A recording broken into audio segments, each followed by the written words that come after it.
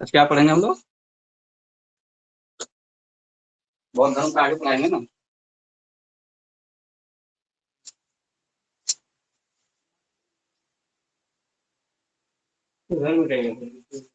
ये लिखेगा क्या ये लोग? पाचक एंजाइम नहीं है वो वाला, बायोलॉजी का क्वेश्चन है। कौन कौन सा पाचक एंजाइम है हम लोगों के शरीर में? पेप्सिन, टाइलिन, एमाइलेज, एपाइलेज और लाइपेज। देखो याद हो गया। एक बार जोर से बोलो तो। बबलू, एक बार जोर से बोलो तो कौन कौन सा हम लोगों का है पाचक एंजाइम? ट्रिप्सिन, ट्रिप्सिन नहीं, ट्रिप्सिन। ट्रिप्सिन और काइमोट्रिप्सिन दोनों लगभग सेम नाम है। ट्रिप्सिन और काइमोट्रिप्सिन। उसके बाद ptyalin, ptyalin, pepsin, pepsin, amylase, amylase, lipase, lipase. है वो हुआ? पांच हो गया। और जो पहला ऑप्शन क्या दिया था? गैस्ट्रिन पाचक एंजाइम नहीं है। पाचक एंजाइम नहीं है।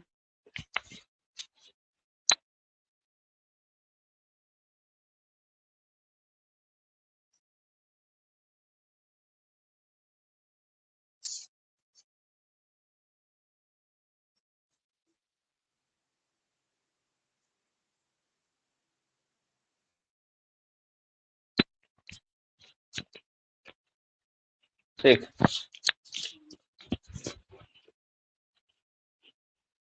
ये बायो का क्वेश्चन था। पाचक एंजाइम नहीं है, गैस्ट्रिन, ट्रिप्सिन, काइमोट्रिप्सिन। तो हम लोग बता दिए कि मुख्य जो हम लोगों का पाचक एंजाइम कौन कौन सा है? ट्रिप्सिन है, टाइलिन है, पेप्सिन है, एमाइलेज है और लाइपेज है। इसका सोर्स क्या है? कहाँ से बनता है ये ट्रिप्सिन? ट्रिप्सिन कहाँ से बनता है? अग्नाशय। टाइलिन कहाँ से? लार ग्रंथि। पेप्सिन कहाँ से? अमाशय। एमाइलेज कहाँ से? लार ग्रंथि और अग्नाशय दोनों जगह से। और जो लाइपेज है वो अग्नाशय से।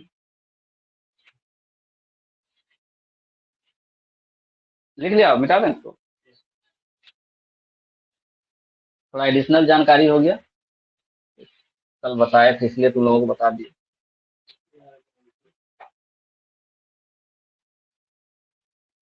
नेक्स्ट, कहाँ तक हम लोग पहुंचे थे? जरा लास्ट स्टेटमेंट पढ़ना बौद्ध धर्म का। हाँ, आचारांश सूत्र में क्या गया है? जैन धर्म का, हाँ सही हुआ ना? कहीं दिक्कत नहीं ना हुआ लिखने में? वीडियो से समझ में आ गया ना पूरा? तब वीडियो में सब जो वही रहता है लाइव वाला।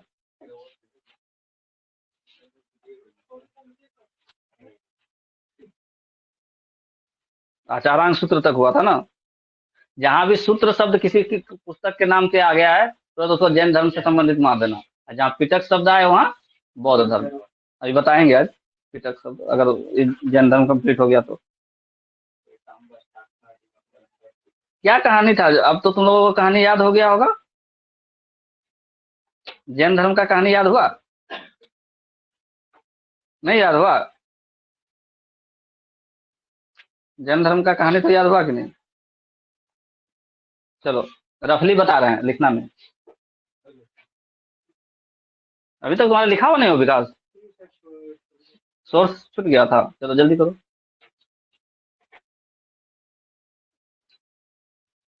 आज खत्म हो जाएगा जैन।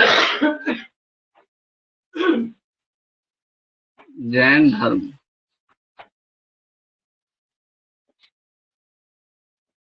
31 अगस्त ना, 31 अगस्त 2021। क्या पहले पढ़े हम इसमें? देखो रफ स्केच बता रहे हैं तुम लोगों को, ध्यान देना। जिसको मिस्टेक मिस्टेक हुआ होगा या जो छूटा होगा हो जाएगा। जैन धर्म में प्रवर्तक शब्द है, क्या है? प्रवर्तक। तो कहेगा कि प्रथम प्रवर्तक कौन थे? प्रथम प्रवर्तक। तो प्रथम प्रवर्तक कौन थे हम लोगों के? ऋषभदेव या आदिनाथ? ऋषभ देव या इनका नाम भी आदिनाथ भी है, आदिनाथ। और भी बहुत सारे प्रवर्तक पढ़े, लेकिन हम लोगों को मतलब नहीं है। प्रथम प्रवर्तक ये थे। एक शब्द इसमें आता है तीर्थंकर। क्या शब्द आता है? तीर्थंकर। तीर्थंकर का क्या अर्थ बताए थे? मार्ग बताने वाला। मार्ग बताने वाला। तो जैन धर्म में कितने तीर्थंकर हुए? कुल 24 तीर्थंकर हुए। जैन धर्म में कितने तीर्थंकर हुए? कुल 24 तीर्थंकर हुए। इस 24 तीर्थंकर में पहला तीर्थंकर कौन था? ऋषभदेव। ऋषभ देव। इन्हीं का दूसरा नाम क्या है? आदिनाथ। ठीक है। तो इसमें तीर्थंकर कौन हुए? तो इसमें तीर्थंकर कौन हुए?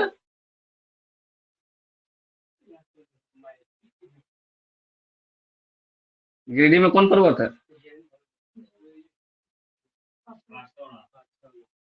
पार्श्वनाथ। पार्श्वनाथ ने कितना हाथी दिया था? व्रत 4। 4 महाव्रत ये दिए थे। कौन कौन सा महाव्रत दिए थे? अस्ते। और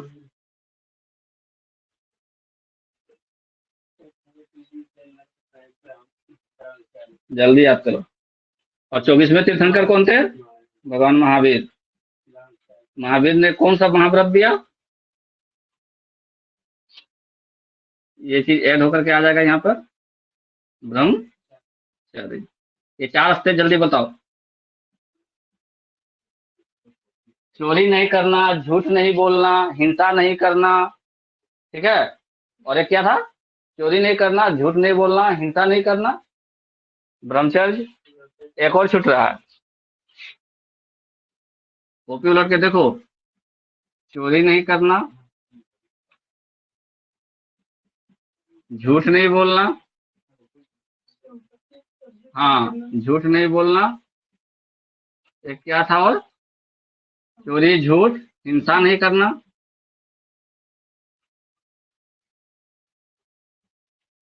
हिंसा नहीं करना। और संपत्ति अर्जित नहीं करना। ये था ना? इसका नाम क्या था? अपरि। ये तो संपत्ति वाला हो गया।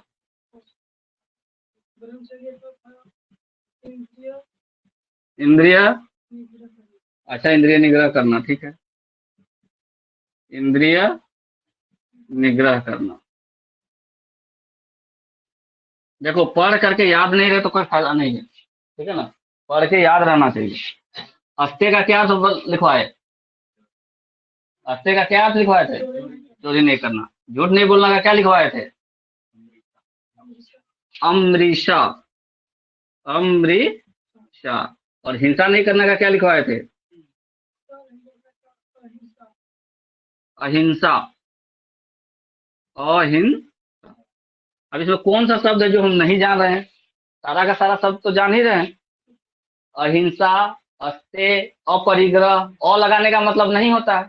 किसी चीज में जब अ लगा देते हैं हिंदी में, क्या उसका मतलब अर्थ क्या होता है? नहीं। हिंसा, हिंसा में पहले क्या लगा दिए? अ लगा दिए। जैसे ही अ लगाए तो उसका क्या अर्थ हो गया? हिंसा नहीं करना। परिग्रह मतलब संपत्ति अर्जित करना, अ लगा दिए, क्या हो गया? संपत्ति अर्जित नहीं करना। अस्ते मतलब झूठ नहीं बोलना। अस्ते मतलब झूठ नहीं बोलना।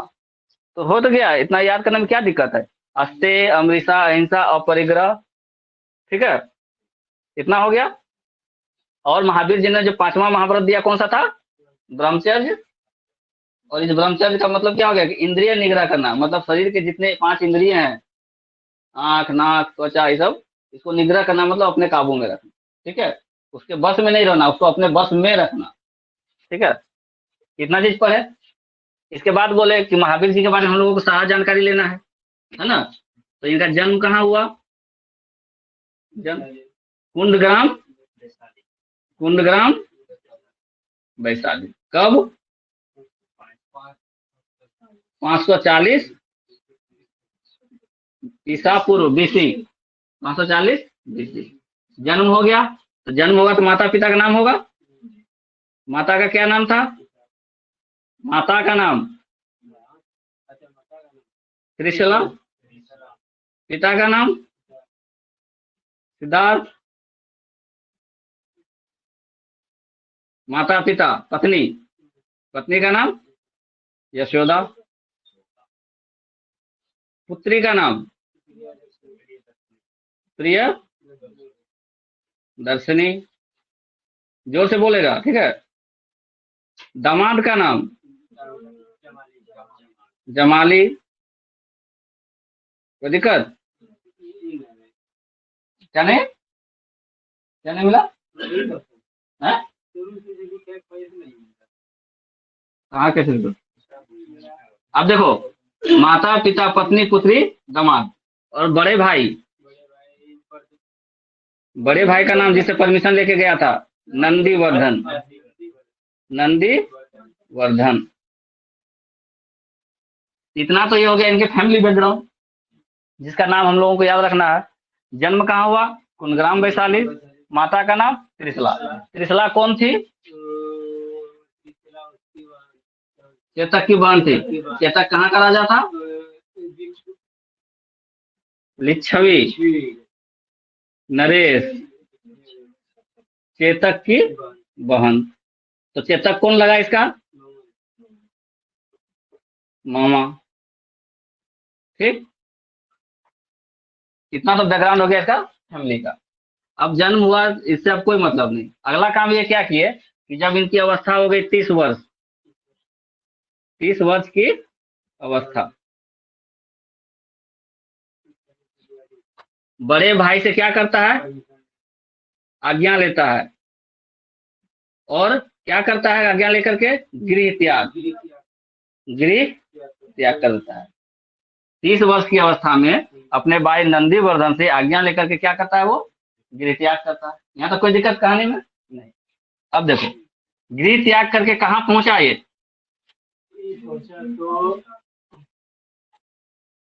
रिजु पालिका नदी के किनारे, रिजु पालिका नदी के किनारे। कौन सा वृक्ष था? साल वृक्ष था, साल वृक्ष था। इसके नीचे क्या करना शुरू किया? ध्यान अपना अभ्यास करना शुरू किया, तपस्या करना शुरू किया। और 12 वर्ष, 12 वर्ष की कठोर तपस्या, अवस्था नहीं, कठोर तपस्या किया। इस 12 वर्ष की कठोर तपस्या से क्या इसको मिला? कैवल्य, कैवल्य मिला। कैवल्य का अर्थ क्या होता है? ज्ञान प्राप्त करना। ज्ञान हो गया इनको, कैवल्य हुआ मतलब ज्ञान प्राप्त हो गया। जैसे ही इनको ज्ञान प्राप्त हुआ तो महावीर का नाम पड़ गया जीन। महावीर का नाम क्या हो गया? जीन। और जीन शब्द का क्या अर्थ होता है? जीन शब्द का अर्थ क्या होता है? विजेता। यानी ये अपने जितने भी शरीर के अंदर जो ज्ञानेंद्रियां हैं उसमें विजय प्राप्त कर लिया। ठीक है, अपने ज्ञानेंद्रियों पे क्या हो गया? विजय प्राप्त कर लिया। महावीर का नाम अब क्या हो गया? महावीर का नया नाम क्या पड़ गया? जीन, जिसका अर्थ क्या हो गया? विजेता। इसके बाद महावीर का और अन्य नाम क्या था? महावीर जी का अन्य नाम क्या क्या लिखवाए थे? वर्धमान तो बचपन का नाम था ही। वर्धमान क्या था? बचपन का नाम था, बचपन का नाम। इसके बाद और क्या क्या पड़ा? जीन के बाद देख के बोलो, हैं? अहर्त, अहर्त और क्या? तुम अपना कभी देख के बोलो।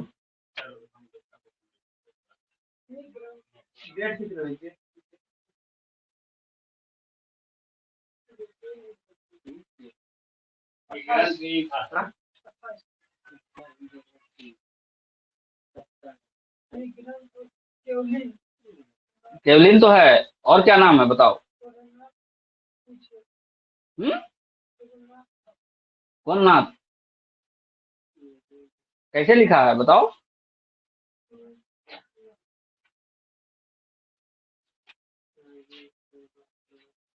जीन, अहर्त, निग्रंथ, केवलिन और नाथपुत, क्या क्या बोले? जीन, आहट, केवलिन, नाथपुत और निग्रंथ। निग्रंथ, कौन पुत बोले? नाथ पुत, नाथ पुत। और एक नाम क्या बोले? वर्धमान तो बचपन का नाम, आहट, निग्रंथ, नाथपुत और एगो केवलिन। केवलिन, ये इनका नाम था। ये नाम जो है ना बाद में पड़ा, ठीक, जीन के बाद। और वर्धमान जो था उनका बचपन का नाम था। इतना कहानी हो गया। अब जब इनको ज्ञान प्राप्त हो गया 12 वर्ष का कठोर तपस्या के बाद, तब प्रवचन देंगे। ये प्रवचन देंगे ना, उपदेश देंगे। तो पहला उपदेश कहाँ दिया इन्होंने? बट गौतम बुद्ध का बोल रहा है, पहला उपदेश कहाँ दिया? बस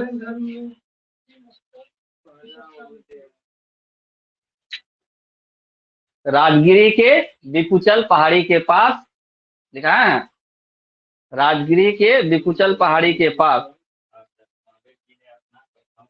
हाँ हाँ, विकुचल पहाड़ी के पास, विकुचल पहाड़ी के पास। कहाँ? राजगिरी। कैसे याद नहीं रहेगा? पढ़ोगे तब ना याद नहीं रहेगा। पढ़िए नहीं रहा है तो याद तो नहीं रहेगा। विपुचल पहाड़ी कहाँ है? राजगिरी में। विपुचल पहाड़ी कहाँ है? राजगिरी में। तो राजगिरी में जो विपुचल पहाड़ी है,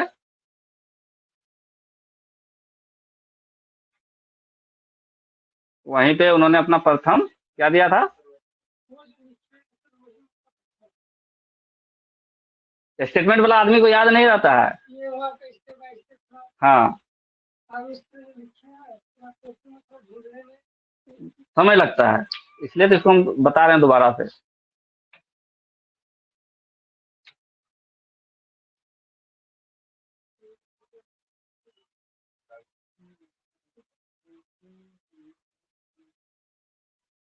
क्या बताए?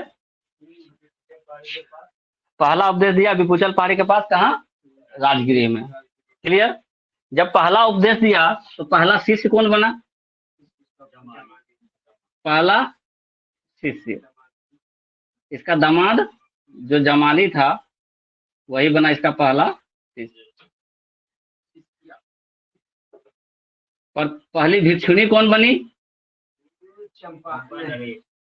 पहली भिक्षुणी का नाम चंदा नहीं, चंदना। चंदना। और कौन थी चंदना? चंपा नरेश दधी वाहन की पुत्री की प्रथम भिक्षुणी। क्लियर? पहला शिष्य कौन बने? जमाली, जो उनका दामाद था। और पहली भिक्षुणी कौन? तो चंदना, जो कौन थी? चंपा नरेश दधी वाहन की पुत्री थी। पहला शिष्य पहली भिक्षुणी हो गया। अब इन्होंने जो उपदेश दिया, जो ज्ञान दिया, वो किस भाषा में दिया? प्राकृत भाषा में। उपदेश जो दिया इन्होंने, कौन सा भाषा में दिया? प्राकृत भाषा में दिया। देखो एकदम पूरा रिपीटेड कर रहे हैं। उपदेश जो दिया प्राकृत भाषा में, उसका वैसा पढ़ने का कोई फायदा नहीं कि चीज कॉपी में ही रह जाए। ठीक है? उपदेश किस भाषा में दिया? प्राकृत भाषा में। अब उपदेश देना शुरू हो गया। तो इसके प्रमुख शिष्य कौन थे? प्रमुख शिष्य आनंद नाम तो सबके पास है, बोध में भी है, यहाँ भी है आनंद। और कौन कौन से 3-4 को नाम बताओ जो लिखवाए? आनंद के बाद सूरदेव, कामदेव, सूरदेव, कामदेव और कुंडकोलीय। कुंडकोलीय,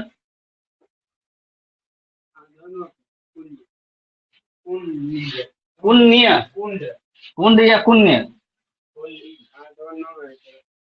गलती नहीं लिखा है तुम? कुंड कोलिया हम सही लिखे हैं। कुंड कोलिया हम सही लिखे हैं,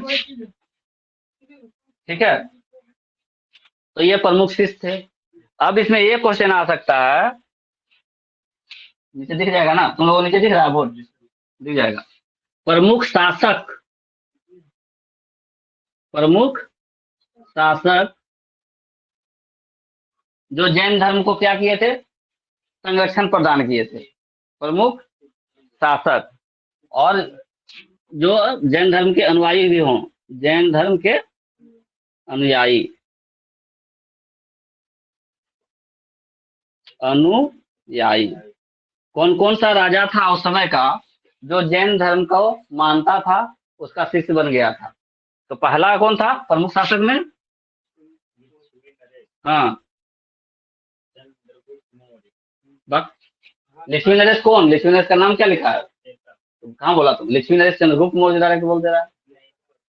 लिच्छवी नरेश, लिच्छवी नरेश चेतक। दूसरा राजा कौन था? चंद्रगुप्त मौर्य, चंद्रगुप्त मौर्य। इसने जैन धर्म के संलेखना पद्धति से अपना प्राण त्याग किया था। संलेखना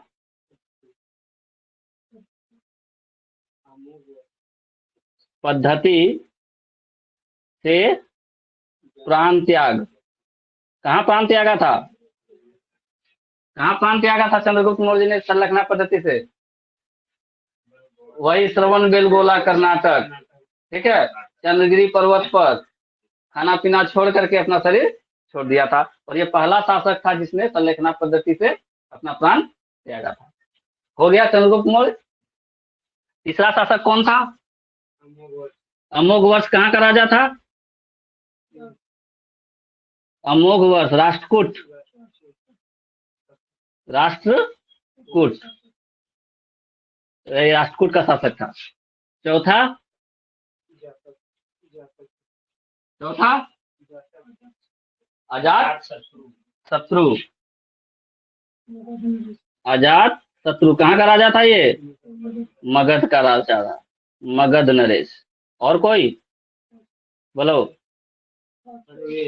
खारवेल कलिंग का राजा, खारवेल कलिंग का राजा, खारवेल कहाँ का राजा? कलिंग का, कलिंग नरेश। और कोई छूटा? बोलो? चंद प्रद्योत अवंती का राजा, चंद प्रद्योत, चंद प्रद्योत ये था अवंती का नरेश, अवंती नरेश, अवंती नरेश। और दधिवाहन, दधी कहाँ का था राजा? दधिवाहन चंपा नरेश, चंपा। और तो कुल 7 शासक ऐसे थे, कुल 7 शासक ऐसे थे। देखो यहाँ लिच्छवी नरेश चेतक हुआ, लिच्छवी नरेश चेतक, चंद्रगुप्त मौर्य, अमोघवर्ष, अजात शत्रु, खारवेल, चंद प्रद्योत और दधिवाहन। ये 7 राजा ऐसे थे जो जैन धर्म को मानते थे, जैन धर्म के अनुयायी थे। यहाँ तक कोई दिक्कत? कोई दिक्कत? याद हो गया कौन कौन सा राजा? हाँ, 1 नंबर से क्या नाम था? लक्ष्मी नरेश का नाम चेतक। दूसरा चंद्रगुप्त मौर्य। तीसरा अवंती का राजा कौन? चंद्र प्रद्योत, अवंती का चंद्र प्रद्योत है। अमोघवर्ष तो राष्ट्रकूट है,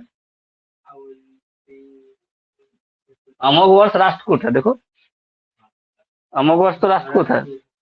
अजात शत्रु मगध का, खारवेल कलिंग का, चंद्र प्रद्योत अवंती का। याद करो, दधिवाहन चंपा का राजा। कौन कौन हुआ? 1 नंबर से हम बता रहे हैं, फिर से दोबारा देखो, कोई फायदा नहीं कॉपी में लिखने का। जब ये दिमाग में नहीं रहेगा तो। पहला नाम क्या दिए?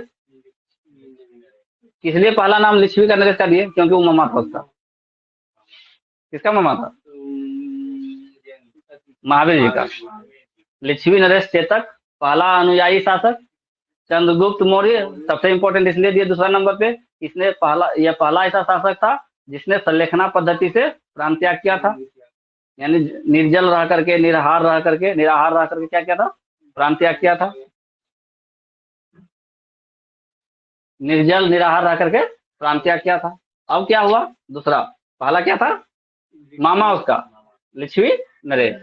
कौन नाम? दूसरा कौन नाम था? चंद्रगुप्त मौर्य, संलेखना पद्धति। तीसरा अमोघ वर्ष, वो राष्ट्रकूट का राजा था। राष्ट्रकूट का राजा था, अमोघ वर्ष। चौथा अजात शत्रु, मगध का राजा। सबसे बड़ा उस समय जो महाजनपद था, सबसे बड़ा सबसे शक्तिशाली वो कौन था? मगध ही था। तो मगध का उस समय राजा कौन था? जब जब महावीर जी थे तो मगध का राजा कौन था उस समय? अगर ऐसा क्वेश्चन आ जाए कि महावीर निम्न में से किस राजा के समकालीन थे, महावीर निम्न में से किस राजा के समकालीन थे, लिखो, क्वेश्चन लिखो। महावीर निम्न में से किस शासक के समकालीन थे?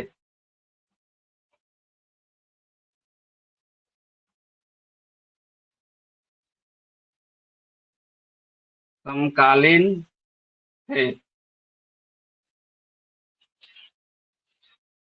ऐसा क्वेश्चन आ सकता है।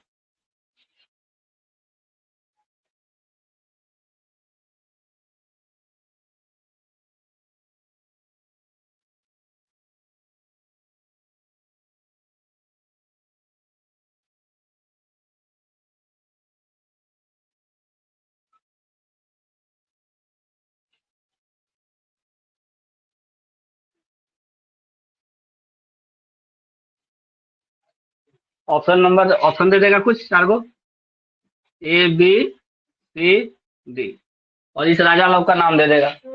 ऐसा हो सकता है। तो इस तरह का एक क्वेश्चन पूछ सकता है। तो हम लोग कहाँ पर थे? लिच्छवी मामा चेतक था। दूसरा चंद्रगुप्त मौर्य। तीसरा अमोघ वर्ष कहाँ का राजा? राष्ट्रकूट। चौथा अजात शत्रु कहाँ का राजा? मगध का। पांचवा खारवेल कहाँ का राजा? कलिंग। कलिंग कलिंग कलिंग कहाँ? उड़ीसा वाला एरिया है, जो हम लोगों का उड़ीसा एरिया है वो कलिंग कहलाता था उस समय। कलिंग का राजा खारवेल, 5 हो गया। छठा अवंती का राजा चंद्र प्रद्योत। अवंती का राजा चंद्र प्रद्योत। और सातवां दधिवाहन। दधिवाहन की बेटी जो थी उसकी प्रथम भिक्षुणी बनी थी। दधिवाहन की बेटी कौन थी? दधिवाहन की जो बेटी थी चंदना। दधिवाहन की जो बेटी थी चंदना, वो प्रथम भिक्षुणी बनी थी, प्रथम शिष्या बनी थी जैन धर्म की। तो दधिवाहन भी था किसका समर्थक? जैन धर्म का। 7 हो गया। और 8वां एक कौन बच गया? 8 गो है, 7 गो है। हो गया। फिर से एक बार सीधी 7 को बताओ। सबसे पहले मामा, सबसे पहले मामा याद रखो ना, सबसे पहले मामा कौन? चेतक। दूसरा संलेखना पद्धति चंद्रगुप्त मौर्य। तीसरा कलिंग का राजा खारवेल। अगर नहीं याद है कोई बात नहीं, कलिंग याद है ना, कलिंग उड़ीसा वाला एरिया। खारवेल। मगध में हम लोग रहते हैं। मगध का राजा अजात शत्रु। अवंती का राजा, अवंती का राजा चंद्र प्रद्योत। चंद्र प्रद्योत 5 हो गया। छठा दधिवाहन कहाँ का था? आपको उसे से कुछ वाले, दधिवाहन कहाँ का था? चंपा का। और एगो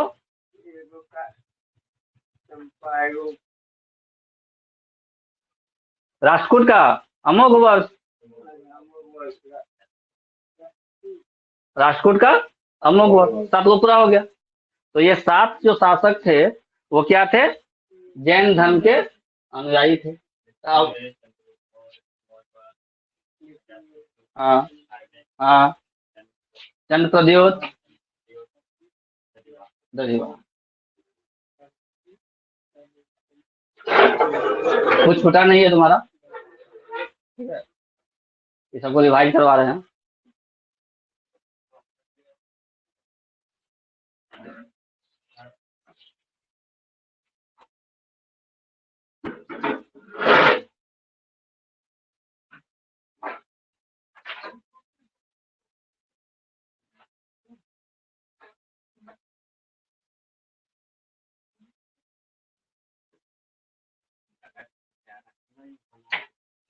देखो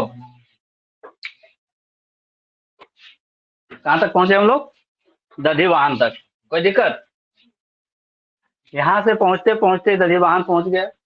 अब जैन धर्म फूलने फलने लगा, प्रचार प्रसार होने लगा।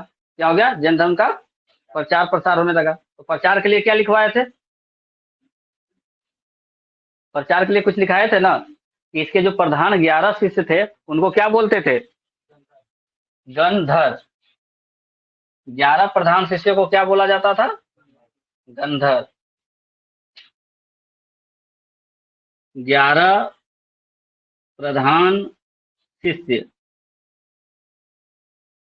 क्या कहलाए, गंधर। गंधर 11 प्रधान शिष्य गंधर कहलाए।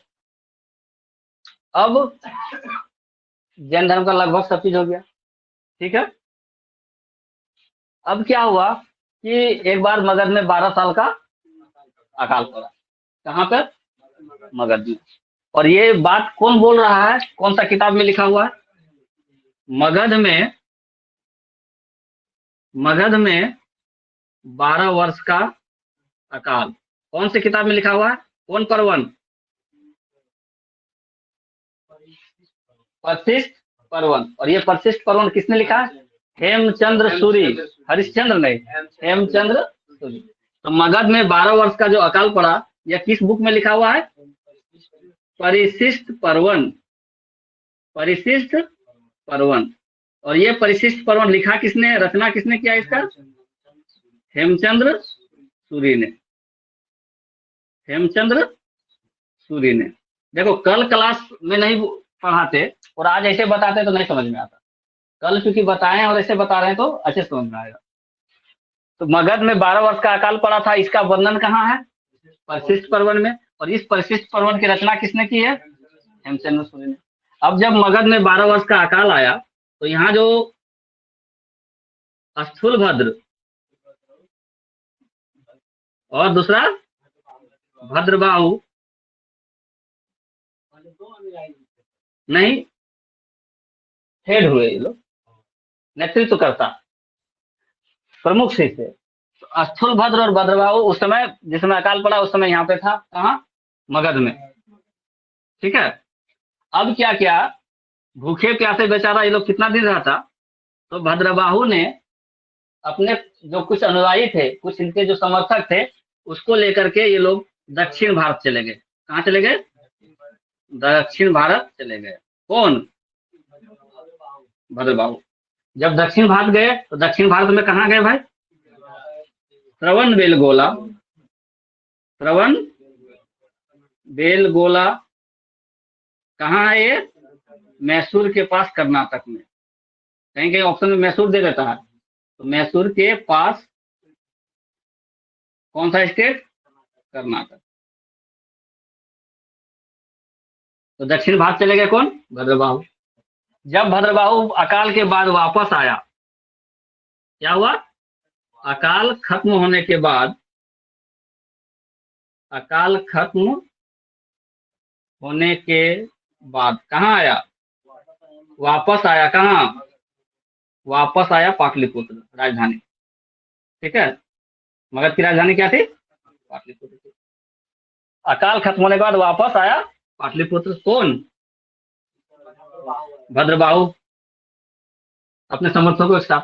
जब यहाँ आया तो भद्रबाहु क्या देख रहा है कि यहाँ जो स्थूलभद्र के नेतृत्व में लोग रह गए थे, वो लोग जैन धर्म का पालन सही ढंग से नहीं कर रहे थे। तो इन्होंने कहा, भद्रबाहु ने स्थूलभद्र को, कि भाई आप लोग ऐसा क्यों कर रहे हैं, जो भगवान महावीर उपदेश दे करके गए हैं, जो समझा करके गए हैं, उस नियम का आप सही ढंग से पालन पालन तो कर रहे हैं, लेकिन सही ढंग से पालन नहीं कर रहे हैं।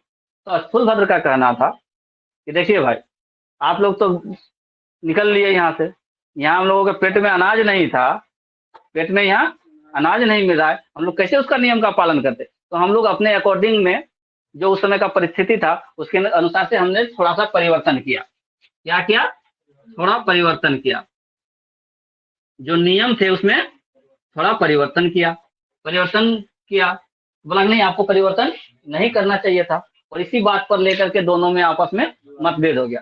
तो जब मतभेद जब हुआ तो इस मतभेद को दूर करने के लिए प्रथम जैन संगति का आयोजन किया गया। प्रथम जैन संगति कब? 300 बीसी में। कहा? पाटलिपुत्र में, क्योंकि पाटलिपुत्र ही राजधानी थी ना, पाटलिपुत्र में। इस प्रथम जैन संगति में का मेरा मुख्य उद्देश्य था कि आपस का जो मतभेद था वो समाप्त करना, परंतु ऐसा संभव नहीं हो सका। और यहीं पर जो जैन धर्म था उसकी दो शाखाएं बन गई। जैन धर्म की क्या हो गई? दो शाखाएं बन गई। कौन? श्वेतांबर, श्वेतांबर और दिगंबर, नहीं दिगंबर। हाँ हाँ, नाम से कोई मतलब नहीं हम लोगों का रखना है कि वो क्या करता था। तो दिगंबर तो कपड़ा ही नहीं पहनता है, ठीक है। तो वो बाद में, बहुत बाद में, उस समय ऐसा कुछ नहीं था कि सफेद वस्त्र पहन रहा था। उस समय सिर्फ विभाजन हुआ। उस समय क्या हुआ? सिर्फ विभाजन हुआ। कपड़ा उपड़ा तो बहुत बाद का चीज है, उसमें कहाँ कपड़ा। तो जैन धर्म दो भाग में विभाजित हो गया, श्वेतांबर और दिगंबर। अब इसमें क्वेश्चन आता है कि परिवर्तनवादी कौन था, परिवर्तनवादी कौन नहीं था। तो दिगंबर क्या था? अपरिवर्तनवादी था। ये लोग परिवर्तन नहीं चाहता था, अपरिवर्तनवादी। दिक्कत। और परिवर्तन कौन चाहता था? जो अकाल में मगध में रह गया था, जो अकाल में मगध में रह गया था।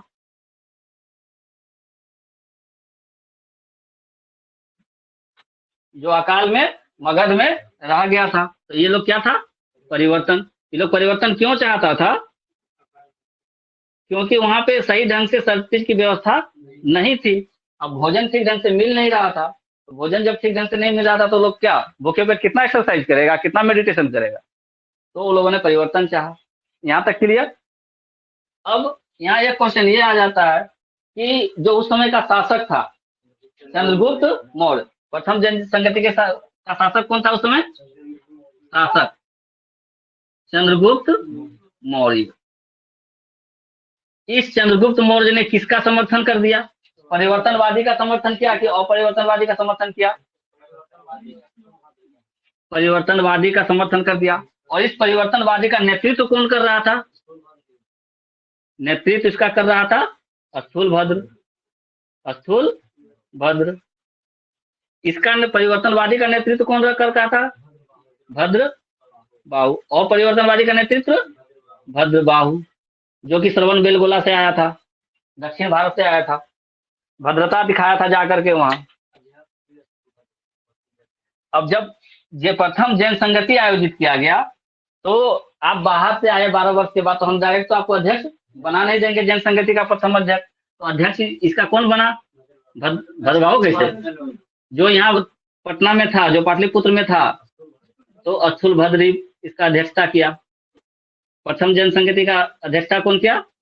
स्थूलभद्र ने किया। ठीक है। और उसको अपने शासक का भी समर्थन मिल गया, चंद्रगुप्त मौर्य का भी शासन मतलब समर्थन मिल गया। क्यों? क्योंकि वही तो उसके साथ था। विपत्ति के दिन में जब 12 साल का अकाल पड़ा तो बेटा ये तो चल दिया निकल के, ठीक है। कहाँ? दक्षिण भारत, श्रवणबेलगोला, कर्नाटक। जो यहाँ रहा पाटलिपुत्र में वो थे स्थूलभद्र और इनके अनुयायी, इनके समर्थक, जो कि परिस्थितिवश परिवर्तन चाहते थे और उन्होंने परिवर्तन किया, तभी तो सरवाइव कर पाए। समय के साथ उन्होंने अपने आप को बदला, तो परिवर्तन कर दिया जैन धर्म में थोड़ा बहुत नियम में, तो इसलिए वो परिवर्तनवादी कहलाए। जिसने परिवर्तन नहीं किया वो अपरिवर्तनवादी। अरे भाई ये तो भद्रबाहु उठ के चल दिया, इसको जो नियम बताया गया था वो अपना सारा नियम कर रहा था, क्योंकि उसको खाना पीना वहां मिल ही रहा था, वहां तो अकाल नहीं पड़ा हुआ था। तो हो गया वो क्या हो गया? अपरिवर्तनवादी। इतना क्लियर। अश्वल भद्र भद्रबाहु। अब क्या हो रहा है, इसी प्रथम जैन संगति में जितना ज्ञान था, उपदेश था, उसका संकलन किया गया। तो दूसरा काम क्या हुआ प्रथम जैन संगति में कि जैन उपदेशों का संकलन किया गया, उपदेशों का संकलन किया गया। तो ये दो काम हुआ था प्रथम में। कोई दिक्कत? ये उतार लो शॉर्टकट में और फोटो खींच लो, क्योंकि ये याद रहेगा। जल्दी उतारो, क्या कि उतारने में काफी समय लगेगा, बोर्ड यहाँ वीडियो भी चल रहा है। हाँ फोटो खींच लो, घर में उतार लेना, इसका फोटो खींचो, घर में उतार लो। ये जो है ना पढ़ने में अच्छा लगेगा, एक बार में रिवीजन होगा। हाँ लैंग्वेज आप अपना से बैठा भी सकते हैं।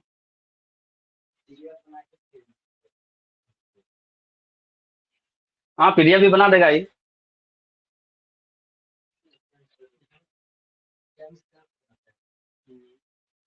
अच्छा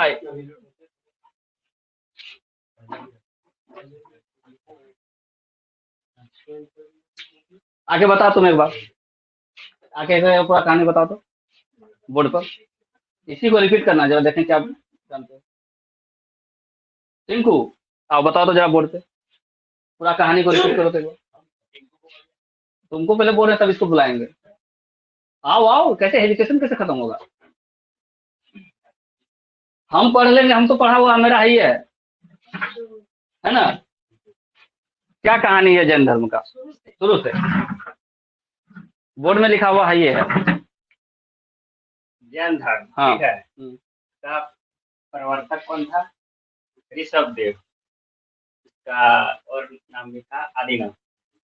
ठीक है, तीर्थंकर जो है मार्ग बताने वाला होता है, इसका भी 24 तीर्थंकर है। तो मैन जो है ऋषभ देव फर्स्ट में, और पार्श्वनाथ 23वां, 24वां में महावीर है। ठीक है, ठीक है। पार्श्वनाथ ने क्या क्या दिया था? 5 महाव्रत। पार्श्वनाथ 4 महाव्रत दिए थे। अष्टमे नहीं, अस्ते। हाँ, अस्ते जिसका क्या अर्थ होता है? अस्ते का क्या अर्थ होता है? चोरी नहीं करना, हाँ, झूठ नहीं बोलना, हाँ, हिंसा नहीं करना, हाँ, संपत्ति अर्जित नहीं करना। हाँ। ठीक है, हम्म, और महावीर का था हाँ, ब्रह्मचारी, हाँ, इंद्रिय निग्रह करना। हाँ, फिर उनका जन्म जो हुआ था, हाँ, महावीर जी के बारे में हम लोगों को ज्यादातर पढ़ना है। महावीर जी के बारे में इनका जन्म हुआ था कुंडग्राम वैशाली में, जो 540 बीसी में। हाँ, तो माता जी का नाम था त्रिशला, जो कौन थी? लक्ष्मी नरेश चेतक की बहन थी। हाँ, ठीक है, यानी लक्ष्मी नरेश चेतक कौन लगा है भगवान महावीर का? मामा लग गया। ठीक। और पिता हुए सिद्धार्थ, पत्नी यशोदा, पुत्री प्रियदर्शनी, दामाद जो है जमात। बस इतना ही हो, जाओ आगे चलो विकास। लिखना नहीं है, जाओ वहाँ उसी से निकालना, लिखना जाओ ना, बोलो ना जल्दी वहाँ बोर्ड से, जमाली के नीचे से। जमाली तक को पहुंचा दिया।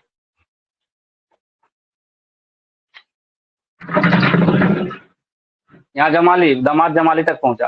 अब जब बड़ा भाई कौन था उसका? नंदी। थोड़ा पीछे आ दो, चलो आगे वहां जाके बोलो। अब नंदी वर्धन से वो क्या बोला? क्या आज्ञा लिया? हम घर छोड़ के जा रहे हैं, गिरि त्याग करने का वहाँ लिखा हुआ है ना, आज्ञा लिया गिरि त्याग करने का, लिखा हुआ है। उसके बाद कहाँ गया गिरि त्याग करके? रिजुपालिका नदी के किनारे। हाँ, हाँ, क्या वहाँ पर? हाँ, केवल का क्या अर्थ होता है? केवल का होता है ज्ञान। महावीर का जीन कहलाया, जब ज्ञान प्राप्त हुआ। हाँ, जीन कहलाया तो फिर नया नाम है, तो फिर जीन को भी अर्थ विजेता कहलाता है। मतलब जीन का अर्थ क्या होता है? विजेता। विजेता। जीन का अर्थ विजेता, इसका अन्य नाम भी है ज्ञान प्राप्त होने के कारण। हाँ, जैसे कि वर्धमान तो बचपन का ही नाम था। एक नाम हुआ। हाँ, दूसरा है आहत अहर्त। आहत दूसरा नाम हाँ पहला हुआ थी। हाँ, वो तो ज्ञान प्राप्त करने वाला दूसरा नाम ही हुआ अहर्त, क्योंकि पहले तो जीन कहलाया तो दूसरा ही हो गया। आहत हुआ, फिर तीसरा नाम हुआ निग्रंथ। निग्रंथ। निग्रंथ। हाँ निग्रंथ, फिर चौथा नाम हुआ नाथपुत्र। हाँ फिर पांचवा नाम हुआ केवलिन। केवलिन। चलो नीचे बैठो, बैठो, चलो आ गया। उसको उसको राजेंद्र को भेजो, बबलू तैयार रहेगा। इतना ही बोर्ड में सबको चल जाएगा, और सबको अपना अपना जाके वीडियो देखना कि हम कितना गलती बोले हैं, कितना हेजिटेशन हमको होता है बोर्ड में। कहाँ है, कहाँ तक हो गया था? केवलिन तक गया था। हाँ, यहाँ कैमरा में देख के बोलेगा। उंगली उधर रखो, देखो कैमरा की ओर। हाँ इधर आओ ना, इस साइड खड़ा हो, बायां हाथ रखो। हाँ यहाँ देखो, यहाँ पब्लिक को। हाँ अब बोलो। दीपूचल में दिया था, किसने दिया था? महावीर जी ने दिया था, ठीक है। हाँ पहला शिष्य उनके कौन हुए? जमाली हुए, जो उनके दामाद थे, ठीक है। चंदना थी, चंदना थी। हाँ हाँ पुत्री। वो प्राकृत भाषा में था। हाँ हाँ हाँ हाँ हाँ कुंड को लिए। और वहाँ उसी जगह ब्रैकेट में लिखे हैं कि जो प्रधान 11 शिष्य थे, जो प्रधान थे, वो लोग क्या कहलाते थे? गणधर। गंधर कहलाते थे। उंगली रखोगे तभी ना समझ में आएगा कि कहाँ लिखा हुआ है। 11 प्रधान शिष्य पे उंगली रखो। 11 प्रधान शिष्य क्या कहलाते थे? गंधर कहलाते, ठीक है। हाँ, जो कि जैन धर्म को मानते थे, के अनुयायी थे। कौन कौन थे? हाँ हाँ हाँ चलो हो गया, जाओ। प्रांतीय आ गए थे, कहाँ पर प्रांतीय आ गए थे? सलेखना विधि से। कहाँ पर प्रांतीय आ गए थे सलेखना विधि से? कहाँ? जगह का नाम क्या था? चंद्रगिरी पर्वत पर। चंद्रगिरी पर्वत कहाँ है? सरवन बेलगोला कर्नाटक में है, मैसूर के पास में है। चलो नेक्स्ट बबलू, जाओ। कुछ नहीं होगा, जाओ ना।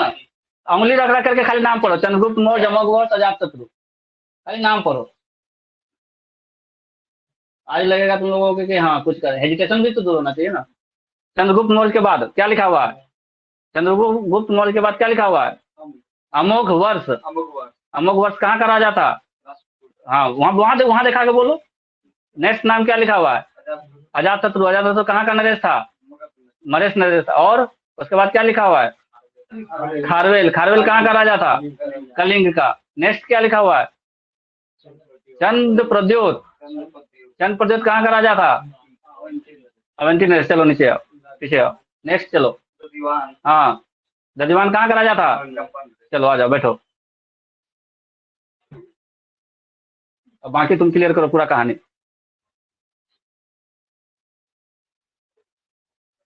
हाँ दधिवान के बाद, दधिवान के बाद सबके बारे में बात की। अब यहाँ मगध में जो 12 साल का अकाल पड़ा उसके बारे में बात करें।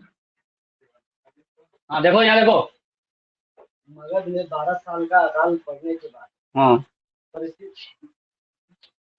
12 साल का अकाल पड़ा, ये कहाँ लिखा हुआ है? बुक जो है। हाँ हाँ, तो बायां हाथ से उंगली रखो और दाहिना आंख यहाँ पर रखो। बायां हाथ से वहाँ बोर्ड में रखो और यहाँ देखो, ऐसे घूम के। हाँ ऐसे इधर कैमरा में मोड़। हाँ मगध में 12 वर्ष की भीषण अकाल पड़ने के हाँ बाद हाँ अकाल पड़ा था, अकाल पड़ा था, जिसकी जानकारी जिक्र या जानकारी हाँ परिशिष्ट पर्वन नामक किताब में दिया गया है, हाँ जिसकी रचना हेमचंद्र सूर्य ने की। ठीक है। अब 12 वर्ष के अकाल के बाद क्या हुआ? 12 वर्ष का जब अकाल पड़ा था उस समय मगध में कौन कौन मुख्य शिष्य थे? अश्वभद्र। 12 वर्ष के अकाल पड़ने के समय हाँ उस समय मगध में 2 शिष्य थे मुख्य, अश्वभद्र, भद्रबाहु। अकाल पड़ने के बाद हाँ भद्रबाहु अपने शिष्य को लेकर, अपने अनुयायी को, अपने समर्थक को लेकर हाँ दक्षिण भारत चले गए। हाँ दक्षिण भारत के सरवन बेलगोला हाँ मैसूर के पास कर्नाटक चले गए। हाँ अकाल समाप्ति के बाद हाँ हाँ भद्रबाहु हाँ वापस आया। वापस पाटलिपुत्र आए। हाँ जब वो पाटलिपुत्र वापस आए हाँ। तो उन्होंने वहाँ परिवर्तन देखा। क्या, किसमें परिवर्तन देखा? जैन धर्म के नियमों में। परिवर्तन देखा। हाँ, इस परिवर्तन पर इस परिवर्तन पर हाँ इस परिवर्तन पर भाद्रबाहु और स्थूलभद्र के बीच हाँ मतभेद हो गए। हाँ जिससे इस मतभेद को समाप्त करने के लिए हाँ स्थूलभद्र और भद्रबाहु के बीच एक संगति का आयोजन किया गया। पूरे एक जैन संगति का आयोजन किया गया, दोनों। हाँ आयोजन किया गया। हाँ। और प्रथम जैन संगति का आयोजन 300 BC में किया गया था। किया गया था। हाँ और पाटलिपुत्र में किया गया था। हाँ। उस समय वहाँ के शासक चंद्रगुप्त मौर्य थे। हाँ। प्रथम जैन संगति की अध्यक्षता किसने किया? इसकी अध्यक्षता स्थूलभद्र ने की थी। हाँ, कैसे याद रखेंगे कि स्थूलभद्र ने ही उसकी अध्यक्षता की थी? स्थूलभद्र मतलब जो स्थिर था, मगध में जो स्थिर रह गया। हाँ, तो वही वहाँ के अध्यक्षता की। क्योंकि भद्रबाहु 12 वर्ष के बाद यहाँ लौटे थे। हाँ, तो उसको अध्यक्षता नहीं बनाया जाएगा। हाँ। और दूसरा बात कि कौन गया था दक्षिण भारत? स्थूलभद्र गया था कि भद्रबाहु गया था? कैसे याद रखेंगे? भद्रबाहु भद्रता अपना दिखाया था कि हम अपने, मेरे पास बहुत ताकत है, हम जा सकते हैं भूखे पेट। कहाँ? श्रवण बेलगोला। अपना भद्रता दिखाने के लिए कहाँ चला गया? श्रवण बेलगोला। और आकर के फिर अपना भद्रता दिखा रहा है कि तुम काहे नियम परिवर्तन कर दिए। कष्ट था उस समय, चल दिए, और यहाँ आके फिर अपना भद्रता दिखा के आ रहा है कि तुम काहे नियम परिवर्तन कर दिए, तुमको नियम में चलना चाहिए। नेक्स्ट। इस संगति में हाँ जैन धर्म हाँ 2 भागों में विभाजित हो गए। हाँ। पहला श्वेतांबर, दूसरा दिगंबर। श्वेतांबर परिवर्तनवादी थे और दिगंबर अपरिवर्तनवादी थे। हाँ। श्वेतांबर जो परिवर्तनवादी थे उसका नेतृत्व स्थूलभद्र कर रहे थे। और दिगंबर जो अपरिवर्तनवादी थे उसका नेतृत्व भद्रबाहु कर रहे थे। और इसमें जैन उपदेशों का संकलन किया गया। जो इधर उधर जो था सारे को संकलित करके एक जगह कर दिया गया। चलिए बैठिए। अब अगला वाला है, कल यहीं तक वाला। अच्छा, दूसरा वाला नहीं बताए थे ना? दूसरा वाला बताए थे, दूसरी जैन संगति गुजरात में जो, हाँ, वल्लभी गुजरात में हुआ था। बहुत अच्छे से हो गया, फोटो आ गया एकदम झकास ना। जूम करके देख लिया ना? मिटा देना, नहीं तो हम मिटा देंगे। अब अगर फोटो ठीक नहीं आया है तो हम मिटा देंगे, दोबारा हम अपना खींच लेंगे। खींचो खींचो खींचो, जल्दी फटाक से खींचो। अब ग्रुप में भी छोड़ दो भाई, हम लोग भी लिख लेंगे। एकदम झकास फोटो लो। हाँ हाँ, मोबाइल के देखता यही सर इस तरह से बता देते हैं सर। हाँ लिखने में मजा पूरा समझ में आता है। तो ये सब जो लिखे हुए हैं ना, वो मुझे लिखने लगता है कहानी जैसा। कहानी जैसा लग रहा है। कहानी हो गया। इसमें जो है अच्छे फोटो भी याद हो जाता है। ये क्या कविता, कहानी कविता। स्क्रीनशॉट ले लो भाई सब लोग। ठीक है।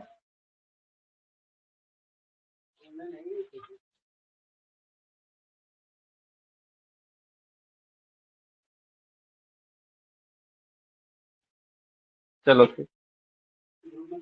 तो प्रथम जैन संगति का कहानी खत्म हो गया। 2 काम हुआ प्रथम जैन संगति में। जैन धर्म 2 भाग में विभाजित हो गया, श्वेतांबर दिगंबर। श्वेतांबर परिवर्तनवादी, दिगंबर अपरिवर्तन। दिगंबर इसलिए अपरिवर्तनवादी को तो दक्षिण चला गया था, 2 से दिगंबर, 2 से दक्षिण भारत। तो जो दक्षिण भारत गया था वो परिवर्तन नहीं चाह रहा था, जो यहाँ रह गया तो वही परिवर्तन चाह रहा था। क्लियर है इतना तक? अब दूसरी जैन संगति होती है 512 ईस्वी में। 512 AD में दूसरी जैन संगति होती है। और दूसरी जैन संगति में क्या क्या हुआ था? दूसरी जैन संगति में क्या क्या हुआ था?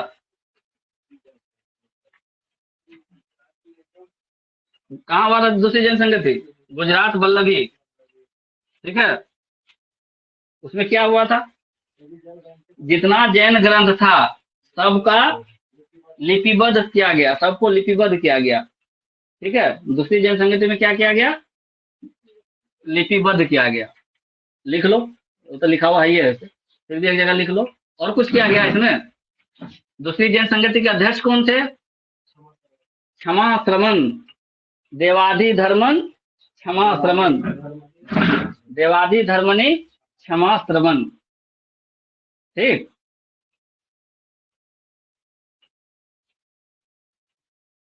देखो, अगर पहला क्लास नहीं पढ़ाते ना तो नहीं समझ में आता धर सब क्या क्या बोल रहे हैं। नहीं, हाँ, तो ये तो नहीं समझ में आता आपको। जो नया लड़का रहता है अभी बोर्ड में जितना लिखा उसको समझ में आता नया लड़का को? नहीं। हाँ हाँ इसलिए मेरे क्लास में कोई जो पहला दिन आकर के छोड़ देता है वो फिर कहीं नहीं आएगा मेरे क्लास।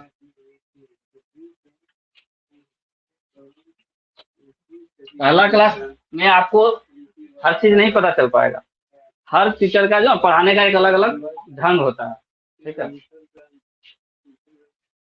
क्लियर? दूसरी जनसंगति का हो गया, कहाँ हुआ था? वल्लभी गुजरात में हो गया। अब और चीज क्या लिखाए थे, चलो एक बार यहाँ फिर से देख लेते हैं, आगे बोर्ड में कर दे रहे हैं। दूसरी जैन संगति कब हुआ? 512 एडी ईस्वी में, ठीक है। अध्यक्ष कौन? देवाधि धर्मनी, देवाधि धर्मनी क्षमा मन, देवाधि धर्मनी क्षमा करवन। कहाँ हुआ? वल्लभी गुजरात में। कोई दिक्कत? वल्लभी गुजरात, यहाँ तक तो कोई दिक्कत नहीं होना चाहिए। दूसरी जैन संगति 512 एडी, देवाधि धर्मन अध्यक्ष, वल्लभी गुजरात। अब प्रथम जैन संगति का बताओ जरा। प्रथम जैन संगति कहाँ हुआ था? 300 बीसी था, 300 बीसी था। अध्यक्ष कौन था? अस्तुलभद्र था। और कहाँ हुआ था? पाटलिपुत्र किसकी राजधानी थी? मगध की राजधानी। यहाँ तक कोई दिक्कत? शासक, शासक इसमें था चंद्रगुप्त मौर्य, चंद्रगुप्त मौर्य। और इसमें वल्लभी का एक लोकल शासक था, उसके बारे में उतना ज्यादा नहीं पूछा है, ठीक है। लोकल शासक था कौन? कहाँ का? वल्लभी गुजरात का, उतना जानना जरूरी नहीं। तो प्रथम जैन संगति कब? 300 बीसी। अध्यक्ष कौन? कहाँ हुआ? शासक कौन? दूसरी जैन संगति कहाँ हुआ? कहाँ हुआ? गुजरात में। कब हुआ? अध्यक्ष कौन? देवाधि धर्मनी क्षमा। अब प्रथम जैन संगति में क्या क्या हुआ बता चुके हैं। दूसरी जैन संगति में क्या हुआ वो भी बता चुके हैं। प्रथम जैन संगति में 2 घटना, सबसे पहले श्वेतांबर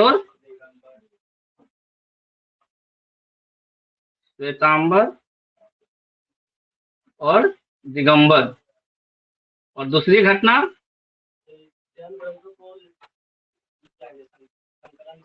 जैन ग्रंथों का संकलन। कोई दिक्कत? ये 2 काम। और दूसरा में क्या हुआ? लिपिबद्ध किया गया, जैन ग्रंथों का लिपिबद्ध, ये हो गया खत्म। अब जैन धर्म में छूटा क्या कि जो जैन साहित्य है, जो जैन साहित्य है उसको क्या बोलते थे? आगम बोलते थे, आगम बोलते थे। जैन साहित्य में एक नाम है भगवती सूत्र। जैन साहित्य में एक नाम है भगवती सूत्र। इसमें 16 महाजनपद का वर्णन है, 16 महाजनपद का वर्णन है। एक था कल्प सूत्र। कल्प सूत्र किसने लिखा इसको? भद्रबाहु ने, भद्रबाहु ने लिखा, भद्रबाहु द्वारा रचित कौन सा? कल्प सूत्र। किस भाषा में लिखा गया है? संस्कृत में, संस्कृत भाषा में। अब उस समय कौन आदमी संस्कृत पढ़ता था भाई? प्राकृत भाषा चल रहा था सब लोगों को। तो भगवती सूत्र, कल्प सूत्र, ये 2 इंपॉर्टेंट नाम था किताब का। अच्छा, जो आगम था, आगम में क्या क्या वर्णन किया गया है कि 12 अंग 12 उपांग और 10 क्या, 10 प्रकीर्ण, 6 क्या, 6 सूत्र। कौन सूत्र? 6 छेद सूत्र, छेद सूत्र और 4 मूल सूत्र, मूल सूत्र। ये भी पूछता है कितने अंग कितने उपांग है जैन साहित्य में, ठीक है, तो यह याद रखना है। कल्प सूत्र, उपांग, प्रकीर्ण, छेद सूत्र, मूल सूत्र। और एका को कौन सी था? और एक एक कुछ था, 12 12 24, 10 34, 6 40, 4 44 और एक एक करके 2 कुछ और था। हाँ, एक एक करके 2 और कोई चीज था, क्या था? कल नहीं लिखवाया था ना? टोटल 46। अरे कहीं लिखा हुआ होगा, हम इतना चीज लिखते हैं इधर उधर का ना, इसमें नहीं है। इसमें वो देख रहा था आपके पर बोले जो कि इधर दूसरी शाखा का कौन है, इसमें बोले जो वो भी लिखा हुआ है ऐसा।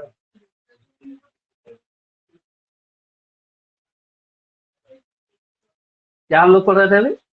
अंग उपांग, उपांग और अंग, अंग उपांग प्रकीर्ण, हाँ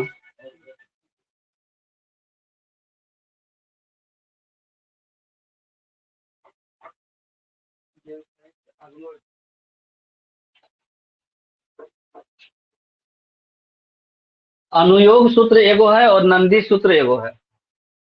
अनुयोग सूत्र, अनुयोग सूत्र एक और नंदी सूत्र एक, तो टोटल कितने हो गए? 46, कुल 46। ये याद है, कुल पूछता है। अनुयोग सूत्र एगो है, नंदी सूत्र एगो है।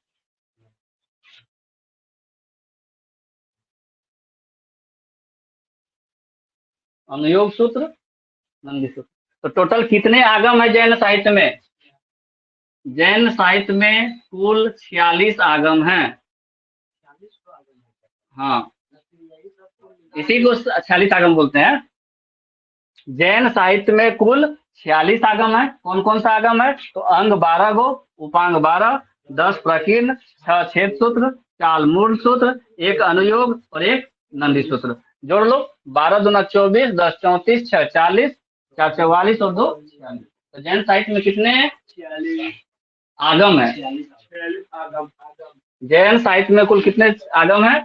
46 आगम है। क्लियर हो गया इतना? आगम आगम कौन आगम का काम है तो हमको नहीं पता, आप जाएंगे पूछेंगे तो।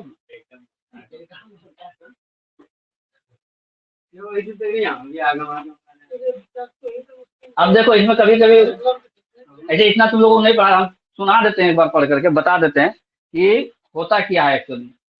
आचारांग में क्या था? आचरण और नियम के बारे में वर्णन था। भगवती सूत्र में क्या था? 16 महाजनपद का वर्णन था। इसके अलावा एक चीज और है इसमें, भगवती सूत्र में एक चीज और है। अगर क्वेश्चन इस तरह से आ जाए कि भगवान महावीर की जीवनी किस साहित्य में है? भगवान महावीर की जीवनी, भगवान महावीर की जीवनी कौन से साहित्य में है? तो भगवती सूत्र में। भगवती सूत्र में क्या क्या है? 16 महाजनपद का वर्णन है और भगवान महावीर की जीवनी का वर्णन है। इसके अलावा इसमें एक चीज और लिखा हुआ है कि स्वर्ग भी होता है और नरक भी होता है। पुण्य करोगे तो स्वर्ग, पाप करोगे तो नरक। और जब स्वर्ग और नरक कहीं कहीं अगर लिखा हुआ है, उसमें एक चीज और लिखा हुआ है कि वास्तविक आनंद क्या होता है, इंसान का वास्तविक आनंद क्या है, तो उसके बारे में भी इसी में चर्चा किया है कि वास्तविक आनंद क्या होता है। तो वास्तविक आनंद की भी चर्चा कहाँ है? आनंद की चर्चा कहाँ पर है? भगवती सूत्र में। भगवती सूत्र में क्या क्या हो गया? सबसे पहले 16 महाजनपद का वर्णन, दूसरा भगवान महावीर का पूरा जीवनी बायोग्राफी, भगवान महावीर का बायोग्राफी, तीसरा स्वर्ग नरक का चर्चा, और चौथा वास्तविक आनंद क्या है, इसके ऊपर भी उसमें बहुत कुछ लिखा हुआ। कौन सी किताब में? भगवती सूत्र में।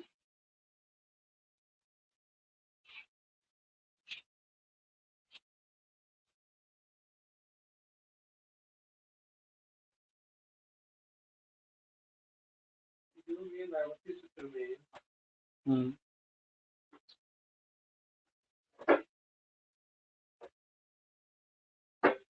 लिख लिया?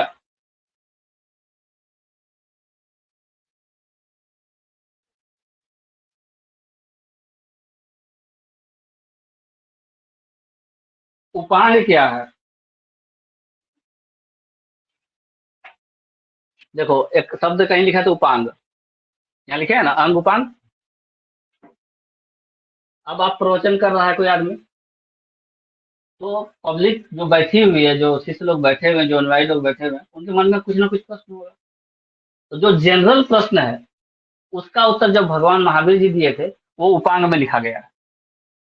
जो जनरल प्रश्न पूछता था प्रवचन के दौरान, उस सबको कहाँ लिखा गया है? उपांग में लिखा हुआ है। और उसका जवाब कौन दिए हैं? महावीर जी दिए हैं, तो वो तो ऑथेंटिकेट हो गया। ठीक है, तो उपांग में वो चीज है।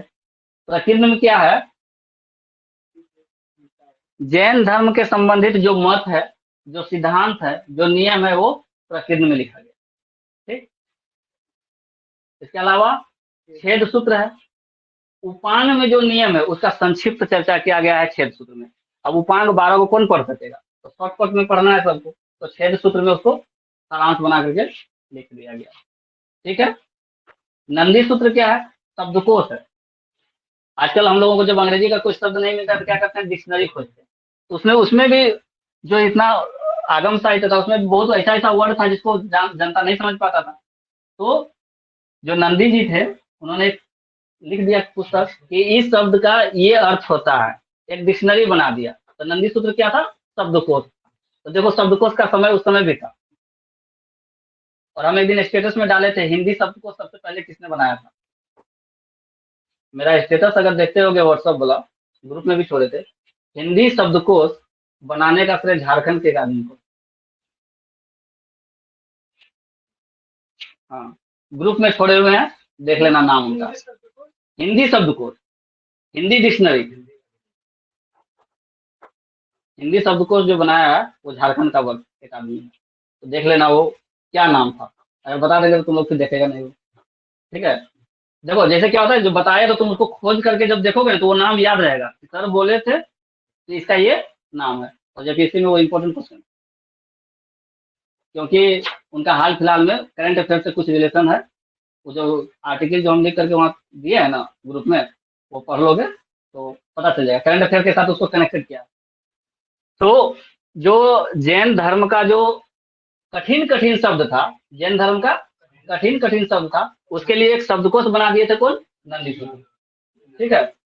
तो अलग अलग जो 46 आगम हो गया, हम लोगों को क्लियर हो गया। अंग का एगो 12 गो, उपांग का एगो 10 क्या चीज है? प्रकीर्ण है। 6 क्या है? 6 से छेद, 6 से 6 गो छेद सूत्र है। 4 गो क्या है? मूल सूत्र है। और एक एक क्या है? नंदी सूत्र और अनुयोग सूत्र। नंदी और अनुयोग। इतना डीप नहीं पूछेगा, खाली कुल पूछ लेगा। डीप हम लोगों को पूछ सकता है। कुल 46 आगम साहित्य हैं कहाँ पर? जैन धर्म के अंतर्गत। ठीक है। संस्कृत में कौन सा कल्पसूत्र का रचना हुआ था? कौन किया था? भरत बाबा ने किया था। अब एक चीज और जान लो, इस कल्पसूत्र को 3 भाग में बांटा गया है। कल्पसूत्र को 3 भाग में बांटा गया है, लिख लो। प्रथम भाग, द्वितीय भाग, तृतीय भाग। इसको 3 भाग में रखा गया है और तीनों भाग में अलग अलग चीज है। प्रथम भाग, द्वितीय भाग, और ये क्वेश्चन इंपॉर्टेंट है इसलिए बता रहे हैं कि कल्पसूत्र के तृतीय भाग में किसकी चर्चा की गई है। अगर ऐसा क्वेश्चन आ गया तो क्या करेंगे? कल्पसूत्र को 3 भागों में बांटा गया है।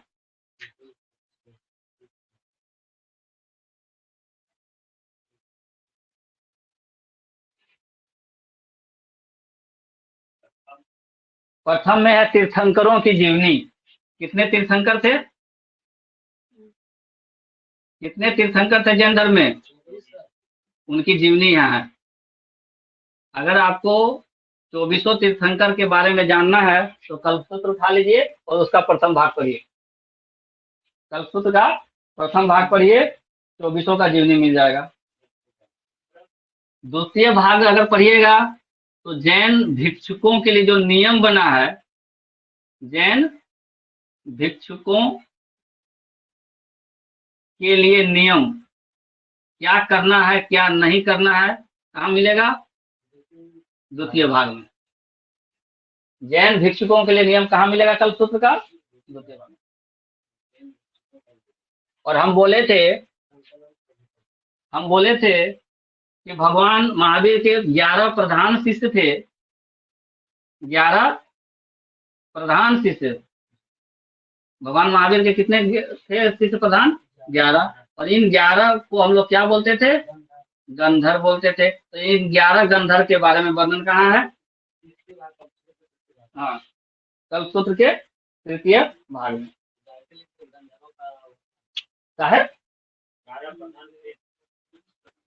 11 प्रधान शिष्य का वर्णन है, यानी गंधर्व का वर्णन है। तुमको जैसे समझ में आ रहा है। हाँ हाँ हाँ हाँ हाँ, बिल्कुल बिल्कुल।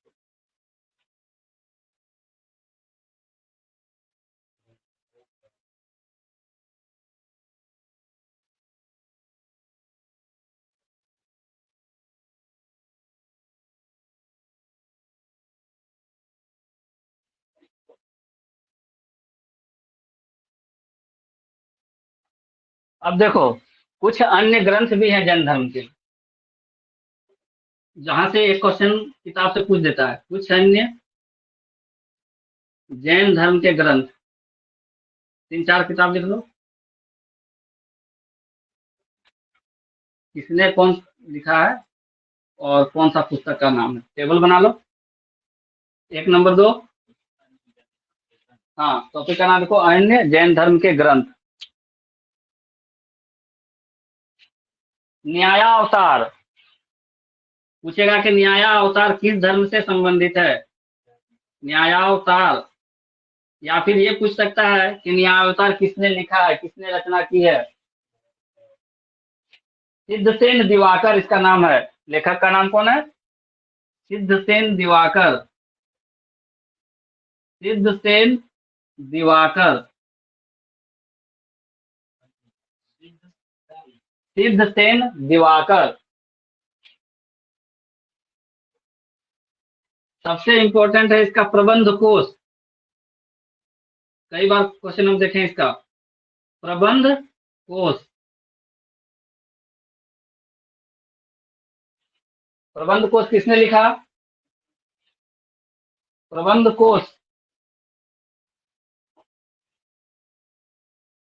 लेखक का नाम राजशेखर। राजशेखर।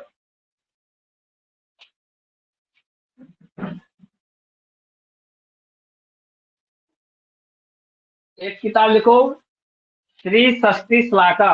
लिख पाएगा? श्री षष्ठी श्लाका। श्री षष्ठी श्लाका। हाँ, श्री षष्ठी श्लाका। देखें कितना लोग सही से लिख सकता है। श्लाका, हाँ, श्लोक से श्लाका। श्री षष्ठी, हाँ, श्लोक बोला श्लाका। श्री षष्ठी श्लाका पुरुष। श्री षष्ठी श्लाका पुरुष, ये किताब का नाम है। ठीक है, इसको भी लिखे थे हेमचंद्र जी। श्री षष्ठी श्लाका पुरुष। श्री हेमचंद्र सूरी। श्री षष्ठी श्लाका पुरुष। कैसे लिखा है? षष्ठी, श्री षष्ठी श्लाका पुरुष। कौन लिखे हैं? हेमचंद्र जी। हेमचंद्र वाले को क्या लिखे थे?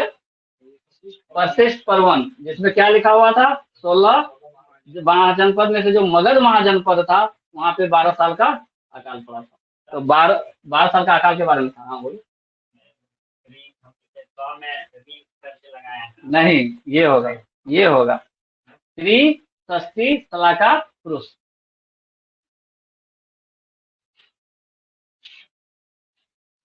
अच्छा, अब हम क्या बताए थे कि हेमचंद्र सूरी ने एक और क्या किताब लिखा है? परिशिष्ट पर्वन। ये परिशिष्ट पर्वन और कुछ नहीं है, इसी त्रिषष्ठी का सलग पुरुष का एक भाग है। त्रिषष्ठी सलिका पुरुष जो है, ये मुख्य ग्रंथ हुआ, उसका एक पाठ है परिशिष्ट पर्वन। हाँ, यहीं पे लिख सकता है कि परिशिष्ट पर्वन त्रिषष्ठी सलाका पुरुष का एक भाग है, तो हम समझा देने के लिए लिखे। त्रिषष्ठी सलाका पुरुष का एक भाग कौन सा बुक है? परिशिष्ट पर्वन। और इसी परिशिष्ट पर्वन में क्या वर्णन किया गया है? मगध में 12 साल का अकाल आया था उसका। मगध में 12 साल का जो अकाल पड़ा था वो कहाँ लिखा हुआ है? परिशिष्ट पर्वन में। मगध में 12 साल का अकाल के बारे में वर्णन कहाँ है? मगध में 12 वर्ष का अकाल। तो हेमचंद्र सूरी जी का बहुत योगदान है हम लोगों के इतिहास में, नहीं तो अभी हम लोग नहीं जानते श्रवण बेलगोला, अस्तुलभद्र और भद्रबाहु का लड़ाई भी नहीं समझते, उन दोनों में जो मतभेद हुआ था ये भी नहीं समझ पाते अगर परिशिष्ट पर्वन नहीं होता। और परिशिष्ट पर्वन किसका भाग है? त्रिषष्ठी सलाका का। हाँ,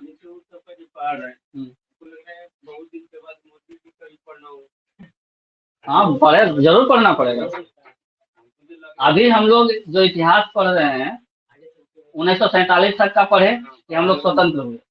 1947 के बाद हम लोग करंट में स्टैटिक जीके में पढ़ते हैं कि नेहरू जी पहले प्रधानमंत्री बने, राजेंद्र बाबू पहला राष्ट्रपति बने। तो जब प्रधानमंत्री मतलब अभी भी तुमको पढ़ना पड़ता है करंट अफेयर में। ये तो जो पहले वाला है ये तो हमेशा ही रहेगा, चेंज होने वाला है नहीं, जब आने वाला तो जानते। अब डिपेंड करेगा ना कि सरकार सिलेबस बदल दे, बोले कि नहीं भाई हमको नरेंद्र मोदी के बाद से क्वेश्चन पढ़ेंगे, क्वेश्चन पूछेंगे हम नरेंद्र मोदी के बाद, कोई ठिकाना नहीं है, लागू भी कर दे। ठीक है, तो उसके बाद जो इतिहास पढ़ना है तो उतने पढ़ेगा बच्चा, काहे ज्यादा पढ़ेगा। अभी हम लोगों के सिलेबस में दे दिया है कि भाई तुमको इधर पढ़ना है, जैन धर्म भी पढ़ना है, बौद्ध धर्म भी पढ़ना है, तो पढ़ रहे हैं। कल सरकार बदल जाए और बोले कि ना फालतू ये सब पढ़ के क्या फायदा, इस सबसे कोई टेंशन लेना क्या है, जय मोदी से पढ़ो। ठीक है, तो मोदी से पढ़ना शुरू करेंगे, वो जैसा सिलेबस बना के देगा कंपटीशन वाला वैसा हम लोग पढ़ेंगे, बात खत्म हो गया। ठीक है, वो तो डिपेंड करता है। बोल चलो तो माथा में सर दर्द करवाने का ऐसा पढ़ने के लिए, वो सिलेबस में डाल दिया हम लोग एग्जाम के लिए, इसीलिए ना पढ़ रहे हैं। आता पढ़ने के लिए, सिलेबस में नहीं होता तो बौद्ध धर्म अगर नहीं लिखा हुआ रहता सिलेबस में तो नहीं पढ़ते हम लोग बौद्ध धर्म। जैन धर्म नहीं लिखा हुआ था, जैन धर्म नहीं पढ़ते। तो परिशिष्ट पर्वन में मगध में 12 वर्ष के अकाल का वर्णन है। क्लियर हो गया? अब इसका जो दर्शन है इसमें से एक क्वेश्चन आता है, वो बड़ा इंपॉर्टेंट।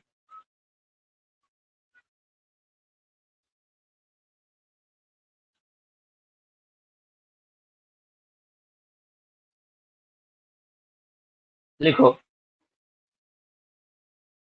जैन धर्म में,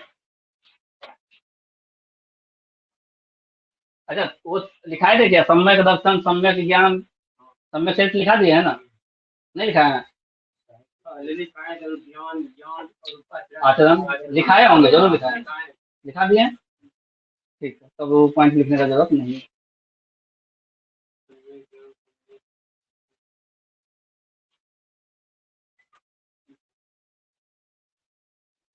एक नोट लिखो कि जैन धर्म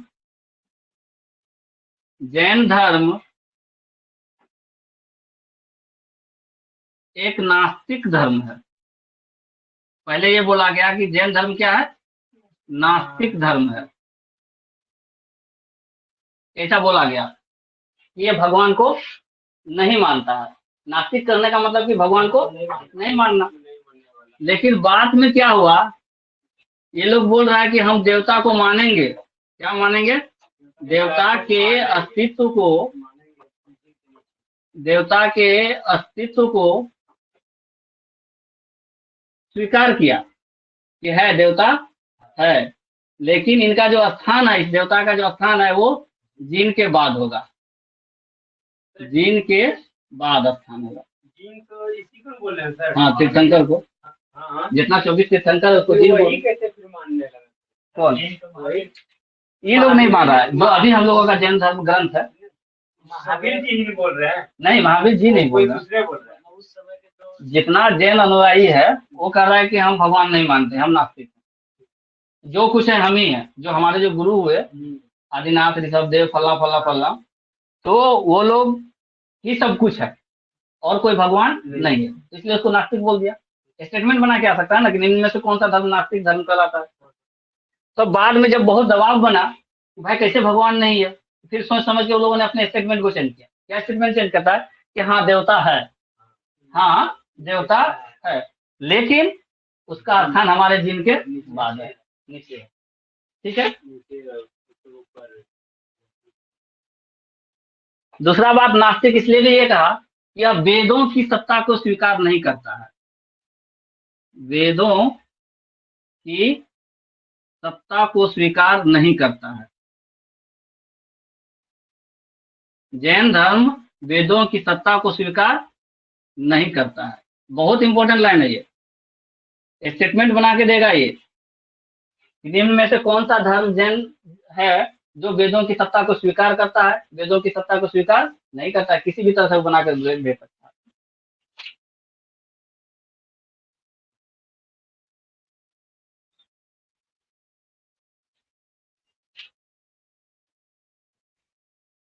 देवता यहाँ लिखे या भगवान लिखे बात बराबर है, या फिर ईश्वर लिखे,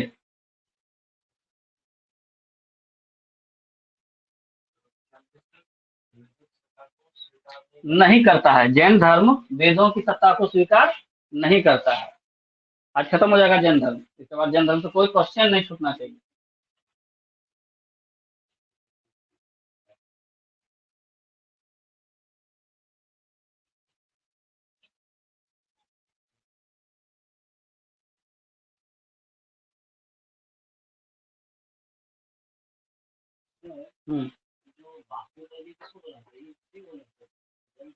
आएंगे आएंगे, एक है उसका बताते हैं, पहले यहाँ पहुंचो। आते हैं, बाहुबली की मूर्ति मिला है, बाहुबली की मूर्ति मिला है। हम यहाँ क्या बोले कि जैन धर्म एक नास्तिक धर्म है, मतलब वो ईश्वर को नहीं मानता। लेकिन जब काफी प्रेशर बना, फिर लोगों में थोड़ा मॉडिफिकेशन किया गया, तो बोलता है ठीक है मानते हैं कि ईश्वर है, लेकिन वो जो ईश्वर है वो हमारे जीन के बाद है, उनका स्थान हमारे जीन के बाद है। फिर कह रहा है क्या, हम वेद को नहीं मानते हैं। वेद में क्या है, सबको पता है कि फलाने भगवान है, फलाने भगवान है, ईश्वर है, ठीक है, तो हम उसकी सत्ता को स्वीकार नहीं करते। तो ये कौन कह रहा है, जैन धर्म। अब देखो,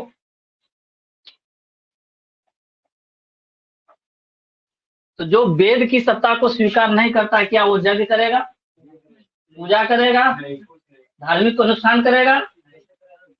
जब हम वेद को मानवे नहीं करते तो धार्मिक अनुष्ठान करवाएगा कौन? तो एक क्वेश्चन ये आएगा, दूसरे रूप में क्वेश्चन पूछ सकता है कि धार्मिक अनुष्ठानों का विरोध कौन सा धर्म करता है? धार्मिक अनुष्ठानों का विरोध कौन सा धर्म करता है? जैन धर्म करता है। देखो बात एक ही चीज है, हम एक लाइन लिखा दिए, लेकिन अगर यही चीज नहीं समझाएंगे तो क्वेश्चन छूट जाएगा। धार्मिक अनुष्ठानों का विरोध, कर्मकांड का विरोध, कर्मकांड मतलब धार्मिक अनुष्ठान, धार्मिक अनुष्ठान बोले या इसी को कर्मकांड बोल दें। कर्मकांड धार्मिक अनुष्ठानों का विरोध करता है। क्लियर?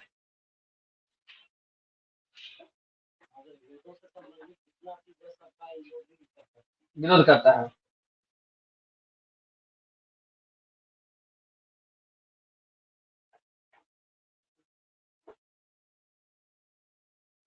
लास्ट में है क्या बोलते हैं, बोलो। लास्ट तो ये भी सकार लेगा सर, उन्हें सकार है सर।